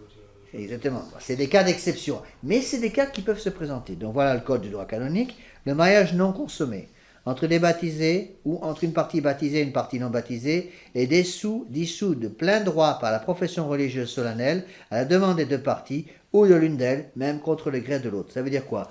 Monsieur catholique est marié devant Dieu avec mademoiselle, madame un tel qui n'est pas catholique, avec une dispense qui s'appelle la dispense de disparité de culte. C'est un mariage légitime, d'accord? Ils ont fait vœu de chasteté tous les deux. Il n'y a jamais eu de consommation de mariage. Avec l'accord de l'autre conjoint, monsieur rentre dans un monastère, madame rentre dans un monastère, ou monsieur rentre dans un monastère par exemple, à partir du moment où il fait vœu solennel, profession religieuse solennelle, dans ce cas-là, va rompre le mariage, d'accord? C'est un cas d'exception. Le Concile de Trente enseigne exactement la même chose. Celui qui dit qu'un mariage ratifié non consommé n'est pas dissous par la profession religieuse solennelle de l'un ou l'autre conjoint qui soit anathème. Donc là, attention, on touche à la foi catholique. C'est qu'il est deux fois que la profession religieuse établie par une personne qui est mariée religieusement d'un mariage religieux ratifié, un mariage non consommé, la profession religieuse va rompre ce lien. D'accord? C'est une exception à la règle. Mais encore une fois, on a affaire à un mariage non consommé. Est-ce que vous avez compris? Bon. C'est un peu compliqué, je m'excuse, mais il faut avoir les idées claires là-dessus parce que c'est quand même des choses importantes que les catholiques doivent savoir. Quand je peux parler de gens mariage, j'explique ces choses-là. Bon, je passe assez rapidement parce que c'est quand même pas des cas très fréquents, mais ça arrive. Bon. Deuxièmement, donc premier cas, mariage en blanc, mariage valide, monsieur ou madame rentre en vie religieuse avec l'accord de l'époux, la profession religieuse, le vœu de chasteté définitif auront le mariage. D'accord? Deuxième cas. Toujours pour un cas de mariage non consommé. Bon. Entre un mariage valide, entre deux baptisés non consommés, donc un mariage non consommé, ou entre un baptisé et un infidèle. C'est-à-dire un baptisé catholique qui est marié avec une infidèle, une personne qui n'a pas la foi, qui n'a jamais été baptisé, mais un mariage non consommé. Le pape légitime a le pouvoir de rompre un mariage de ce genre. Attention, on a affaire à un mariage non consommé. Si pour une juste cause, abandon, incompatibilité d'humeur, impuissance douteuse, les époux, ou même l'un des deux seulement, malgré l'opposition de l'autre, en faisait la demande, le souverain pontife seul possède le pouvoir de rompre ce lien. Moi, j'ai connu un cas comme ça. Un cas comme ça. Entre deux baptisés, que je connaissais bien. Et, elle n'était pas très honnête d'ailleurs, mais j'ai connu un cas quand même. Donc, c'était un mariage valide qui n'a pas été consommé. Parce qu'elle s'est vite rendu compte qu'elle avait fait une bêtise. Elle n'a pas voulu consommer son mariage. Parce qu'elle connaissait ce code de droit canon. Et elle a pu obtenir, en soi, je dis bien en soi, c'est valide. Dans un cas comme ça, imaginez deux personnes qui se marient à l'église, d'accord? Mariage religieux valide. Ils ont l'intention d'avoir des enfants, ils ont l'intention de se marier, d'accepter l'unité et l'indissolubilité. L'une des deux personnes se rend compte à ce moment-là, avant la consommation du mariage, qu'ils sont en train de faire une bêtise. Elle refuse la consommation du mariage. Bon. Elle peut, dans un cas de ce genre, obtenir une dispense du pape et si le mariage n'a jamais été consommé, le pape a pouvoir pour dissoudre un mariage de ce genre. Donc pas simplement entre un baptisé et un infidèle, mais aussi entre deux baptisés. Voilà le canon, je cite, pour bien vous montrer que je ne dis pas n'importe quoi. Donc si pour une juste cause, on va avoir le canon, le mariage non consommé, attention, non consommé, entre deux baptisés, entre une partie baptisée et une partie non baptisée, est dissous par une dispense concédée par le siège apostolique pour une juste cause, à la demande des deux parties, ou de l'une d'elles, même contre le gré de l'autre. Oui. Et vous avez dit avoir eu un cas comme ça, mais comme il n'y a pas de pape... Eh bien oui, mais ça, c'est deux cas différents. Comment ça s'est passé? Bon, ben là, c'est notre paire de manches. Ouais. Je dirais, en soi, c'était un cas où le pape légitime aurait... J'ai eu un cas comme ça, dans le sens que j'ai eu un cas où cette situation s'appliquait. Mais il n'y a pas eu d'unité, enfin bon, là, c'est autre chose. Parce que cette personne a obtenu une annulation de mariage auprès d'un pape qui n'est pas pape. Et là, c'est un deuxième problème qui se pose. D'accord? Il faut séparer les problèmes, sinon il ne comprend plus rien. Mais en soi, c'est un cas reconnu par l'Église. C'est ce que j'explique. D'accord? Donc, s'il n'y a plus de pape, c'est autre chose. Maintenant, troisième cas. Vous avez compris les deux premiers cas. Les premiers cas, attention, sont des cas très particuliers, dans un cas justement où on a un mariage non consommé. D'accord? Maintenant. Là, vous ne pourrez pas marier. Dans ce cas, vous ne pourrez pas marier des personnes, puisque vous savez qu'il n'y a pas de pape. Il y a des cas où il faut des dispenses telles, c'est des situations impossibles. On est actuellement dans une situation absolument impossible. Et il faudra bien avoir un jour le courage de mettre ça sur la table et en discuter un petit peu entre prêtres, parce qu'on ne sait plus du tout quoi faire. On ne sait plus du tout quoi faire. J'ai un cas comme ça actuellement, où sous Pie XII, c'est un cas que je connais bien, où une personne que je connais veut épouser une personne, veut régulariser une situation avec une personne qui n'est pas catholique, mais qui à mon avis deviendra catholique un jour. J'en suis pratiquement sûr, mais pas tout de suite. Bon. Cette personne voudrait se marier religieusement en obtenant une dispense nécessaire dans un cas comme ça, une dispense de disparité de culte. Je n'ai aucune autorité pour accorder cette dispense. À qui la demander? Alors, si je veux suivre le droit canon, je dis aux gens, débrouillez-vous, je ne m'en occupe pas. Allez vous faire voir. Tant pis, débrouillez-vous. Première solution. Il est comme frère et sœur jusqu'à votre mort. Il n'y a plus de pape, je ne peux pas demander l'autorisation, je ne peux pas avoir votre dispense, je ne fais rien. Bon, est-ce qu'il serait possible d'envisager le cas en disant, voilà, sous Pie XII, une dispense de ce genre aurait été accordée. Donc, on va essayer d'obtenir cette dispense par un autre moyen. Moi, je dis que la question a au moins le droit d'être posée. Au moins le droit d'être posée. C'est vrai que c'est pas facile. Mais il faut quand même avoir le courage de voir qu'il y a un problème et qu'il va bien falloir un jour le résoudre. Je ne sais pas comment le résoudre. J'ai aucune idée personnelle pour résoudre un cas de ce genre. Mais quand vous êtes confronté à ces problèmes, il faut faire quand même un petit peu attention. Vous voyez? Donc, est-ce qu'on aurait le droit d'aller demander à ce moment-là, par exemple, à un évêque qui a une ordination, une consécration valide, mais illégale, je pense par exemple à quelqu'un comme je sais pas, Monseigneur Williamson par exemple, ou Monseigneur Tissé de Malray. Est-ce qu'ils auraient le pouvoir d'accorder une dispense comme ça? En soi, non, vu la façon dont ils ont été ordonnés évêques, consacrés évêques. Mais il y a des problèmes qui se posent. Imaginez que ces gens me disent, Monsieur l'abbé, nous on est allé voir Monseigneur Williamson, on a obtenu une dispense de disparité de culte qui nous a été concédée par lui. Maintenant, on va trouver un prêtre pour nous marier. Est-ce que je refuserais les sacrements à quelqu'un comme ça? Je ne sais pas. Je n'ai pas de solution toute faite. Si vous en avez une, vous pouvez me la donner. Moi, j'en ai pas. Il ne faut pas, à mon avis, tomber il ne faut pas tomber dans l'excès d'un côté ou de l'autre. Il ne faut pas tomber dans le libéralisme. Mais en même temps, il faut garder un peu de bon sens. Hein. Surtout dans ce cas que je connais, je suis pratiquement certain, que cette personne que je connais bien, la femme, va un jour demander le baptême. Donnez-moi encore 3 ou 4 ans, elle demande le baptême. J'en suis pratiquement sûr. Elle me téléphone régulièrement, j'ai de longues discussions avec elle au téléphone. Je suis sûr qu'un jour elle demandera le baptême. Mais pas tout de suite. Et je ne peux pas pousser, parce que dans ces cas-là, il ne faut surtout pas pousser. C'est ce qui se passe quand une femme est poussée, même par un prêtre, à faire quelque chose qu'elle ne veut pas faire. Elle fait exactement le contraire. Donc on ne pousse surtout pas.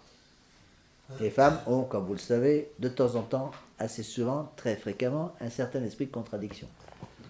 Donc il faut faire attention. Vous voyez ce que je veux dire? C'est qu'il faut quand même faire un peu attention. Donc je sais bien que on est en situation d'autorité, on est orphelin d'autorité. Bon, le problème, c'est qu'il faut bien continuer de vivre. Donc, quelle est la solution? J'en sais rien. J'ai pas de solution toute faite. Bon, c'est pareil pour les jeunes ou les moins jeunes qui sont avec moi, qui veulent commencer à se former au sacerdoce. Bon, Romain veut demander commencer à se former au sacerdoce, très bien. Je veux bien les former, un peu comme je peux. Et puis il va être séminariste jusqu'à la fin de ses jours, il a 95 ans, on va attendre une intervention directe du bon Dieu pour qu'il soit ordonné prêtre par la troisième personne de la Sainte Trinité. Bon, moi je veux bien, mais il va bien falloir trouver une solution, hein. Parce que, je ne sais pas si vous savez, les prêtres et les vacantistes, ils sont plus de toute première jeunesse. Bon, on a tous passé la soixantaine à peu de choses près. Il y a quelques exceptions, enfin, en gros. Alors on va dire, on attend, le bon Dieu va intervenir. Bon, moi je veux bien, j'espère qu'il va intervenir. Ce serait magnifique qu'il nous renvoie à Saint-Pédis demain matin, c'est impeccable, hein. Mais est-ce que le bon Dieu va intervenir? Est-ce qu'il y a autre chose derrière la manche? J'en sais rien, je ne sais pas comment répondre à cette question.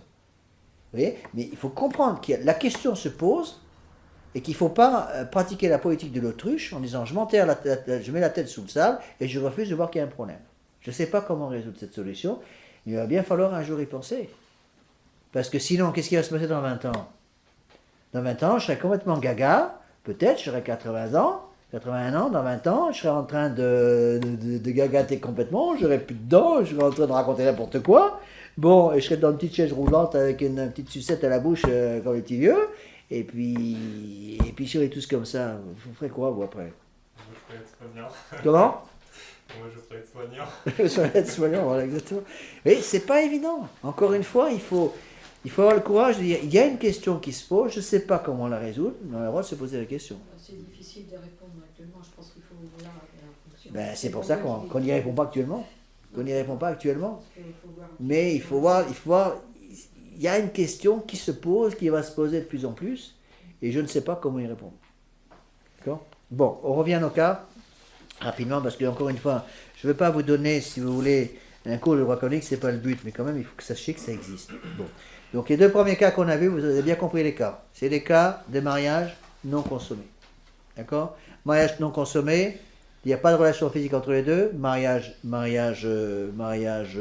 religieux, vous même en train de baptiser un infidèle mais avec les dispenses propres, à partir du moment où un des deux demande, fait sa profession solennelle dans une maison religieuse, la profession solennelle annule le mariage ou avec dispense du pape, le pape a autorité pour annuler un mariage de ce genre s'il y a une raison grave proportionnée.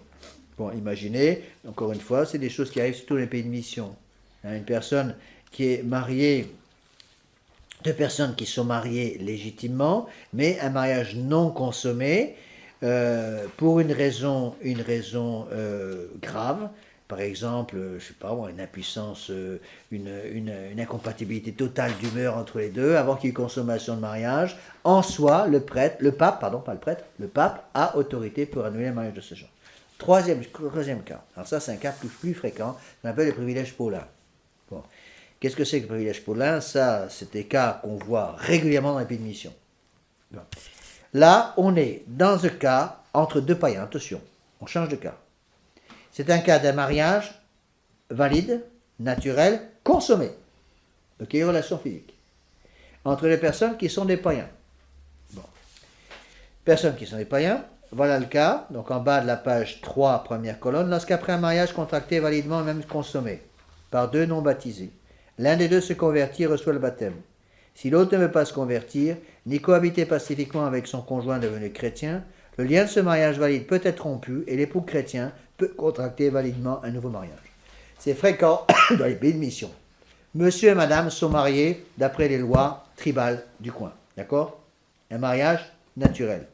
Mariage valide parce qu'ils acceptent les enfants, l'unité, l'insolubilité. D'accord? Bon. Monsieur ou madame se convertit à la foi catholique. Rencontre un missionnaire, se convertit à la foi catholique et est baptisé.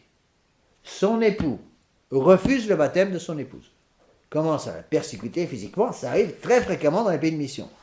Dans les persécutions physiques terribles. Dans un cas comme ça, il y a un cas particulier qu'on appelle le privilège paulin. Le privilège paulin fait que, dans un cas comme ça, le mariage valide peut être rompu et l'époux chrétien peut contracter validement un nouveau mariage. D'accord? Donc n'oubliez pas ce que j'ai déjà expliqué, le mariage naturel contracté entre deux païens qui acceptent les conditions naturelles du mariage est valide, bien que ce ne soit pas sacramentel. D'accord? Alors ça vient, pourquoi on l'appelle privilège paulin? Parce qu'il est explicité par saint Paul. Voilà le texte de saint Paul, 1 Corinthiens chapitre 7. Si un frère a une femme infidèle, et qu'elle consente à habiter avec lui, qu'il ne la répudie pas. Si une femme fidèle a un mari infidèle, et qu'il consente à habiter avec elle, qu'il ne la quitte pas. Car le mari infidèle est sanctifié par la femme fidèle, et la femme infidèle est sanctifiée par le mari fidèle. Autrement, vos enfants seraient impurs, tandis que maintenant ils sont saints. Mais, dit saint Paul, si la partie infidèle se sépare, qu'elle se sépare, car le frère ou la sœur ne sont pas asservis dans ce cas, mais Dieu nous a appelés à la paix. Donc, il y a un cas un peu d'exception qu'on appelle le privilège paulin entre deux époux qui ont des relations physiques entre eux, qui ont un mariage valide, mais non catholique. Bon. Voilà le code de droit canonique. Encore une fois, le code, c'est le code de 1917, Saint-Pédis. Le mariage légitime entre non baptisés, même consommé, est rompu en faveur de la foi en vertu du privilège paulin. Ce privilège ne vaut pas lorsqu'un mariage contracté, c'est un cas très, très spécial, ce privilège ne vaut pas lors d'un mariage contracté entre une partie baptisée et une partie non baptisée avec empêchement de disparité de culte. Attention, là on parle d'un cas de 2 non baptisés. D'accord? Donc 2 non baptisés, un demande le baptême, se fait baptiser, la deuxième partie païenne refuse la cohabitation pacifique, il peut y avoir l'application du privilège paulin. Cette personne va avoir le droit de rompre ce mariage pour se marier dans la foi catholique avec quelqu'un d'autre. Bon. On a eu, ça a été réglé aussi par le pape Pie XI. Mettez-vous à la place des missionnaires. Bon. Missionnaires qui travaillent des païens tout le temps. On a de plus en plus de cas comme ça, même en France maintenant, parce qu'on se retrouve dans les pays de mission. Imaginez des païens qui vivent dans le concubinage ou qui vivent dans le mariage tribal et qui pratiquent la polygamie, ce qui est le cas dans la moitié de l'Afrique. Bon. Ils pratiquent la polygamie, ils ont plusieurs épouses, qu'ils ont pris plus ou moins ensemble, ou au fur et à mesure, enfin, le gars, il a 4 ou 5 épouses. Il se convertit à la foi catholique. Bon. Qu'est-ce qu'on fait pour le mariage? Monsieur fait son catéchisme, son catéchuménat, est baptisé. Qu'est-ce qu'on fait pour le mariage? Laquelle de ses épouses est la vraie? Bah oui, c'est ça. Impossible à déterminer. Allez savoir. C'est impossible. C'est la première. Mais quand ils les ont toutes prises ensemble, souvent ils en prennent plusieurs ensemble. Non, en principe, c'est une avant, puis après. Mais pas toujours. Très souvent, au Gabon, c'était comme ça. Ils acceptent le principe de la polygamie. Donc ils épousent 4 épouses en même temps. Ils s'entraînent plus ensemble, vous leur Bon, demandez et de toute façon, même quand il épouse la première, il a l'intention d'accepter la polygamie. Donc c'est impossible de s'y retrouver.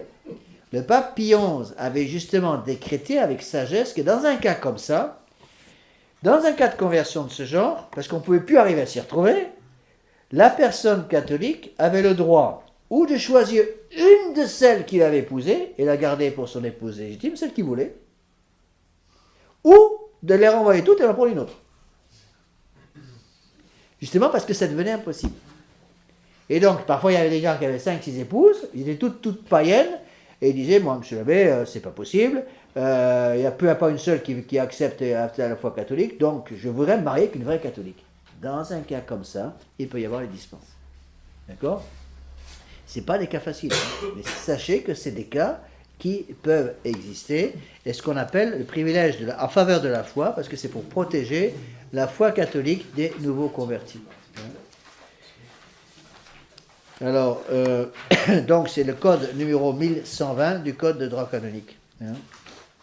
Alors, dans des cas comme ça, il faut d'abord faire les interpellations, c'est-à-dire qu'on vérifie bien que la partie non catholique refuse la cohabitation pacifique. Il faut qu'il y ait un refus de cohabitation pacifique. Donc, c'est des cas assez exceptionnels, mais qui malheureusement deviennent maintenant de plus en plus fréquents dans le monde moderne. Parce qu'on a affaire de plus en plus à des pays de mission. La France, dans la pratique, est en train de devenir un pays de mission. Hein. D'accord? Non. Donc, dans un cas comme ça, c'est possible de s'y retrouver. Moi, j'ai eu des cas comme ça quand j'étais au Gabon.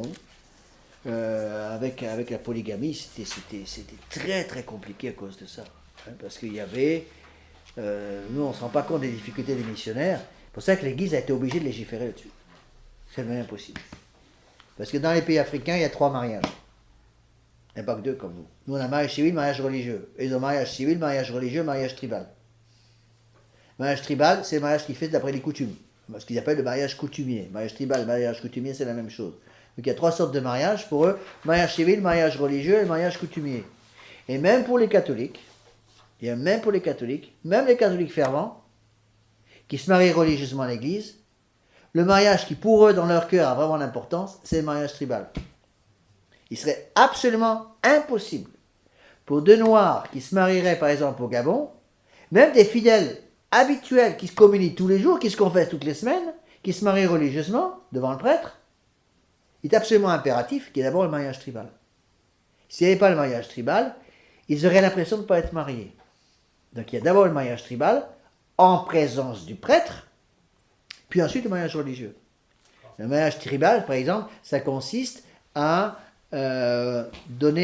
accepter la dot. Donc le mari va littéralement acheter sa femme. C'est les coutumes là-bas. C'est des coutumes qui sont peut-être pas bonnes, mais c'est comme ça. Ce qui pose des problèmes énormes pour les missionnaires. Des problèmes qui sont insolvables.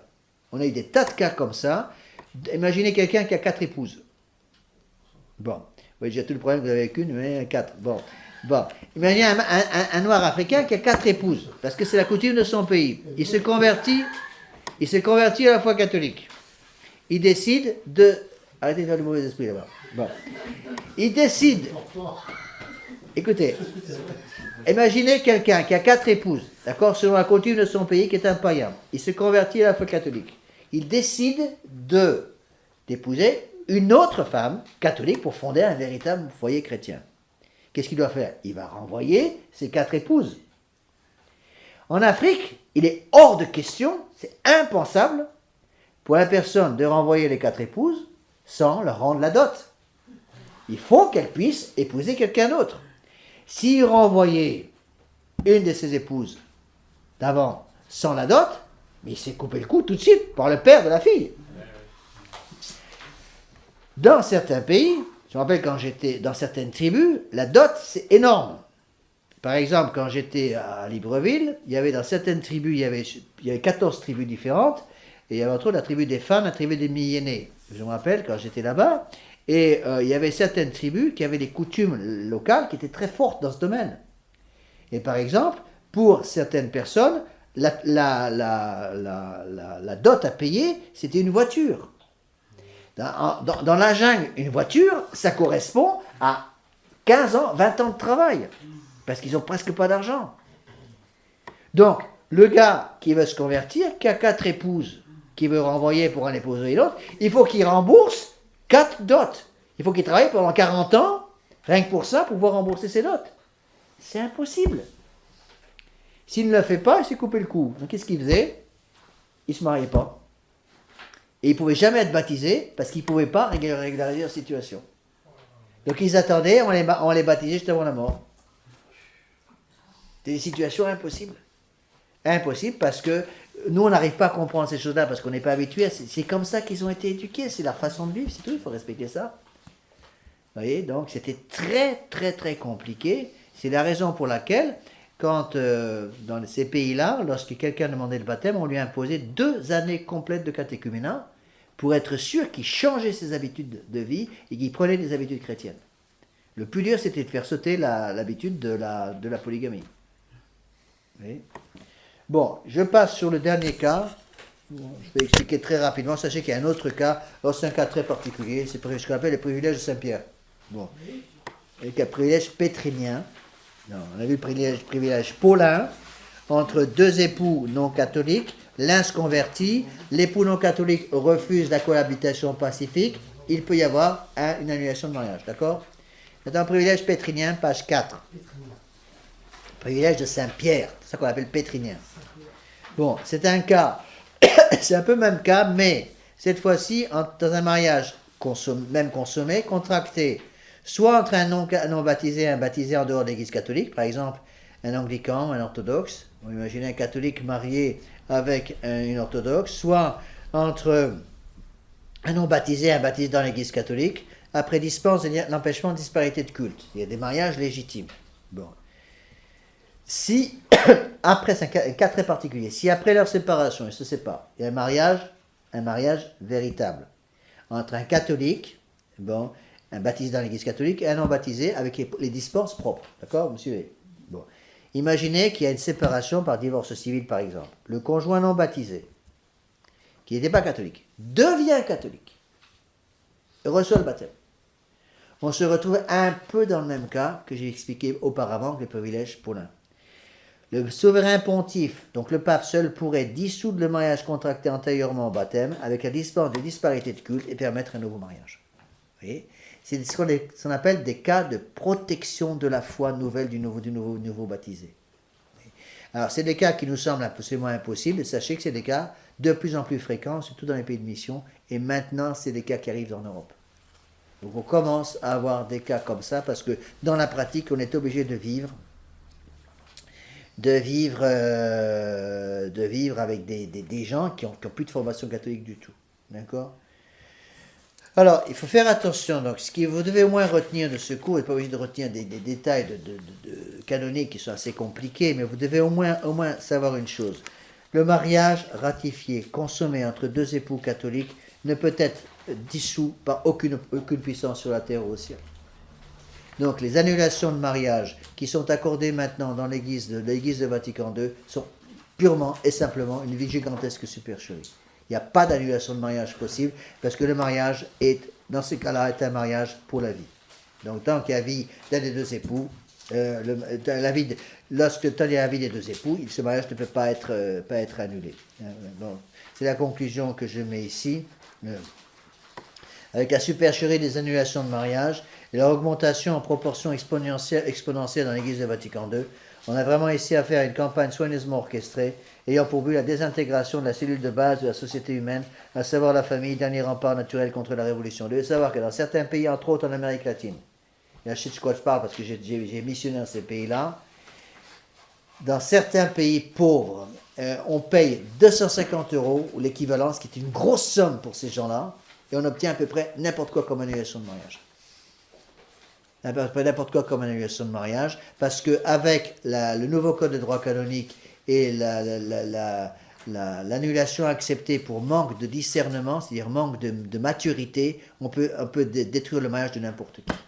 Il est facile de dire, je me suis marié avec telle personne, j'étais trop jeune, on s'est disputé, donc on était manqué de maturité, annulation de mariage. Et c'est ce qui se passe dans l'Église moderne. Dans l'Église moderne, la proportion maintenant de mariés comme ça, le faux mariage est très très élevé. On est obligé de faire très attention avec des gens qui, de bonne foi, viennent chez nous, commencent à venir chez nous, qui viennent de l'Église moderne. Alors, souvent ils sont de bonne foi, donc on n'en parle pas trop au début, mais on est bien obligé un jour de mettre les pieds dans le plat. Et c'est tout un problème quand les gens viennent finalement se présenter à nous en disant « Monsieur l'abbé, c'est des cas, hein. Monsieur l'abbé, je commence à venir à la messe chez vous, je suis venu 2-3 fois, ça me plaît beaucoup. Nous avons décidé vraiment de reprendre la pratique religieuse, de reprendre le chapelet tous les jours, de reprendre la confession régulière. Voilà, monsieur l'abbé, nous voulons vraiment devenir vos paroissiens. » On est obligé de poser la question qui gêne. Excusez-moi, mais quelle est votre situation matrimoniale? Monsieur l'abbé, je suis marié religieusement. Avez-vous été marié religieusement avec quelqu'un d'autre avant? Ben oui, monsieur l'abbé, j'étais marié religieusement avant avec quelqu'un d'autre, mais j'ai reçu une annulation de mariage par l'église officielle de mon village. On fait quoi? Ils sont de bonne foi. Ils sont de bonne foi. Malheureusement, ils sont de bonne foi dans bien des cas. Qu'est-ce qu'on fait dans ce cas-là? On ne peut pas leur dire... Et en fait, très souvent, ils ne sont pas mariés. Le mariage est invalide. Le deuxième mariage est invalide parce qu'ils sont déjà mariés. La plupart du temps, 9 cas sur 10, quand on demande quelle est la raison, manque de maturité, le mariage invalide. Donc qu'est-ce qu'on fait? On est obligé, on prend trois paires de gants, on leur dit, écoutez, je suis désolé, mais le mariage est indissoluble. Vous vous êtes fait rouler, c'est pas de votre faute. Donc, vous pouvez venir ici, vous êtes les bienvenus pour venir ici dans la chapelle, mais vous ne pouvez pas communier tant que vous êtes dans cette situation-là. Sauf s'ils arrivent à voir que le premier conjoint est décédé. Ah, ça c'est autre chose. Oui. C'est un cas complètement différent. Si le premier conjoint est décédé, il n'y a plus de problème. Du coup, ils ont perdu la trace aussi en plus. Ça, c'est un autre paire de manches. Si le deuxième mariage a été consommé avant le décès du premier mari. Oui, mais c'est ça, mais il y a des cas impossibles. Vous savez, je vais vous donner un cas, je vais terminer par ce cas, parce que c'est un cas extraordinaire. Il y a eu un cas comme ça en France. Vous savez qu'au moment de la guerre d'Algérie, il y a eu des crimes de Gaulle. Un de ces crimes, un crime pas mal, c'est qu'il n'a jamais voulu régler un problème. Au moment de la guerre d'Algérie, il y a eu des milliers de femmes qui ont été enlevées par les musulmans et incorporées au sérail musulman. Bon. Beaucoup de ces femmes sont mortes martyrs, ont vécu des vies épouvantables. Il y a eu quelques cas très rares de femmes qui ont été comme ça, d'épouses, enlevées par les musulmans, embarquées dans les harems musulmans, qui ont vécu des horreurs dans ces harems, et qui ont réussi à s'échapper, voire même à se libérer, après 10, 15, 20 ans. Parfois tout simplement parce qu'elles avaient fini par attraper des maladies vénériennes épouvantables à cause de tout ce qu'elles ont dû subir. Bon. Ces femmes, il y a eu un cas connu, ou ont réussi à se libérer, ou ont pu, par l'intermédiaire d'autres personnes, réussir à sortir. Et elles sont revenues en France. Il y a eu un cas d'une personne qui était comme ça, qui est revenue en France, comme ça, c'était 20 ou 25 ans, après avoir été enlevée à son époux légitime. Elle avait des enfants, elle a cherché à retrouver son mari. Elle a fait une enquête pour retrouver son véritable mari, qui était toujours son mari devant Dieu. Et elle s'est aperçue en faisant cette enquête que son mari, de bonne foi, la croyant morte, s'était remarié. Remarié religieusement et avait une nouvelle famille, avec des enfants. Donc là, il faut appeler le gars pour lui dire. Et elle a jamais, elle a choisi, elle a parlé au prêtre, qui lui a dit, c'est pas moi le prêtre, mais j'aurais dit la même chose, il lui a dit, écoutez madame, il est toujours votre mari. Donc strictement parlant, vous avez un droit strict d'aller frapper à la porte de votre mari, il dit, oh, hello, je suis là. Donc le deuxième mariage de votre mari est invalide. Il serait obligé, d'après la loi du bon Dieu, d'abandonner son deuxième épouse et de revenir avec vous. Cependant, vous n'êtes pas tenu de le faire et vous pouvez aussi le laisser de bonne foi. C'est ce qu'elle a choisi. Elle dit, monsieur l'abbé, je préfère, tant pis. Je sais qu'il est heureux avec cette femme, il est heureux avec moi aussi, mais maintenant, il y a 25 ans qui sont passés, l'eau est tellement passée sous le pont, je préfère ne rien dire. Et elle est restée seule, elle n'a jamais avoué à son mari qu'elle était encore vivante. Bon, je suis sûr, c'est des cas extraordinaires. Chapeau pour des femmes comme ça. Mais en soi, dans ce cas-là, pour le deuxième cas, c'est un cas de mariage invalide. Mais de bonne foi, personne ne le sait pas et ne le saura jamais. Oui, pour l'homme, comme il reste de bonne foi, il n'a pas de problème devant Dieu. Bien sûr. Enfin, ça, c'est des cas extraordinaires, vous voyez. Alors, je termine avec un texte de Pie XI. Pour vous donner un petit peu une idée de ce que faisaient les prêtres, les évêques catholiques, alors les prêtres catholiques, les évêques de Rome catholiques, donc les papes catholiques. Hein. Voilà ce que dit le pape Pie XI dans son encyclique sur le mariage chrétien, Casti Connubii de 1930, à la fin de la page 4. Comme certains s'écartant manifestement de la doctrine chrétienne telle qu'elle a été transmise depuis le commencement et toujours fidèlement gardée, ont jugé bon récemment de prêcher de façon retentissante une autre doctrine. L'Église catholique debout au milieu de ses ruines morales élève bien haut la voix par notre bouche, en signe de sa divine mission, pour garder la chasteté du lit nuptial à l'abri de toute souillure. Écoutez, si un confesseur ou un pasteur des âmes, ce qu'à Dieu ne plaise, introduisait en ses erreurs les fidèles qui lui sont confiés, ou du moins soit par une approbation, soit par un silence calculé, il les y confirmait, qu'il sache qu'il aura à rendre à Dieu, le juge suprême, un compte sévère de sa prévarication. Qu'il considère qu'en lui étant adressées ces paroles du Christ, ce sont des aveugles et ils sont les chefs des aveugles. Or, si un aveugle conduit un aveugle, ils tombent tous deux dans la fosse. Et voilà ce qu'enseignaient les papes catholiques. Alors bon, j'ai hésité un moment à prendre ce sujet de conférence parce que je voulais recouvrir toutes les conférences, donc il fallait bien que je le prenne un jour, je préfère le faire maintenant. Oui, sachez donc que l'Église, en bonne mère, si vous voulez, tient compte de tous ces cas-là. Mais en même temps, on ne peut pas transformer la loi du bon Dieu, c'est impossible. Donc ne nous demandez pas, dans des cas, si vous voulez, où des personnes ont été mariées 2 fois avec un premier mariage qui est toujours valide, on ne peut pas accepter le deuxième cas, c'est impossible. Absolument impossible. Voilà, donc on va terminer par une petite prière. Je vous salue Marie, pleine de grâce, le Seigneur est avec vous, vous êtes bénie entre toutes les femmes, et Jésus, le fruit de vos entrailles, est béni. Sainte Marie, Mère de Dieu, priez pour nous pauvres pécheurs, maintenant et à l'heure de notre mort, ainsi soit-il. Nos saints anges gardiens, Bénissons-nous. Saint Pédis, Priez pour nous. Saint Joseph, Priez pour au nom nous. du Père, du Fils et du Saint-Esprit, ainsi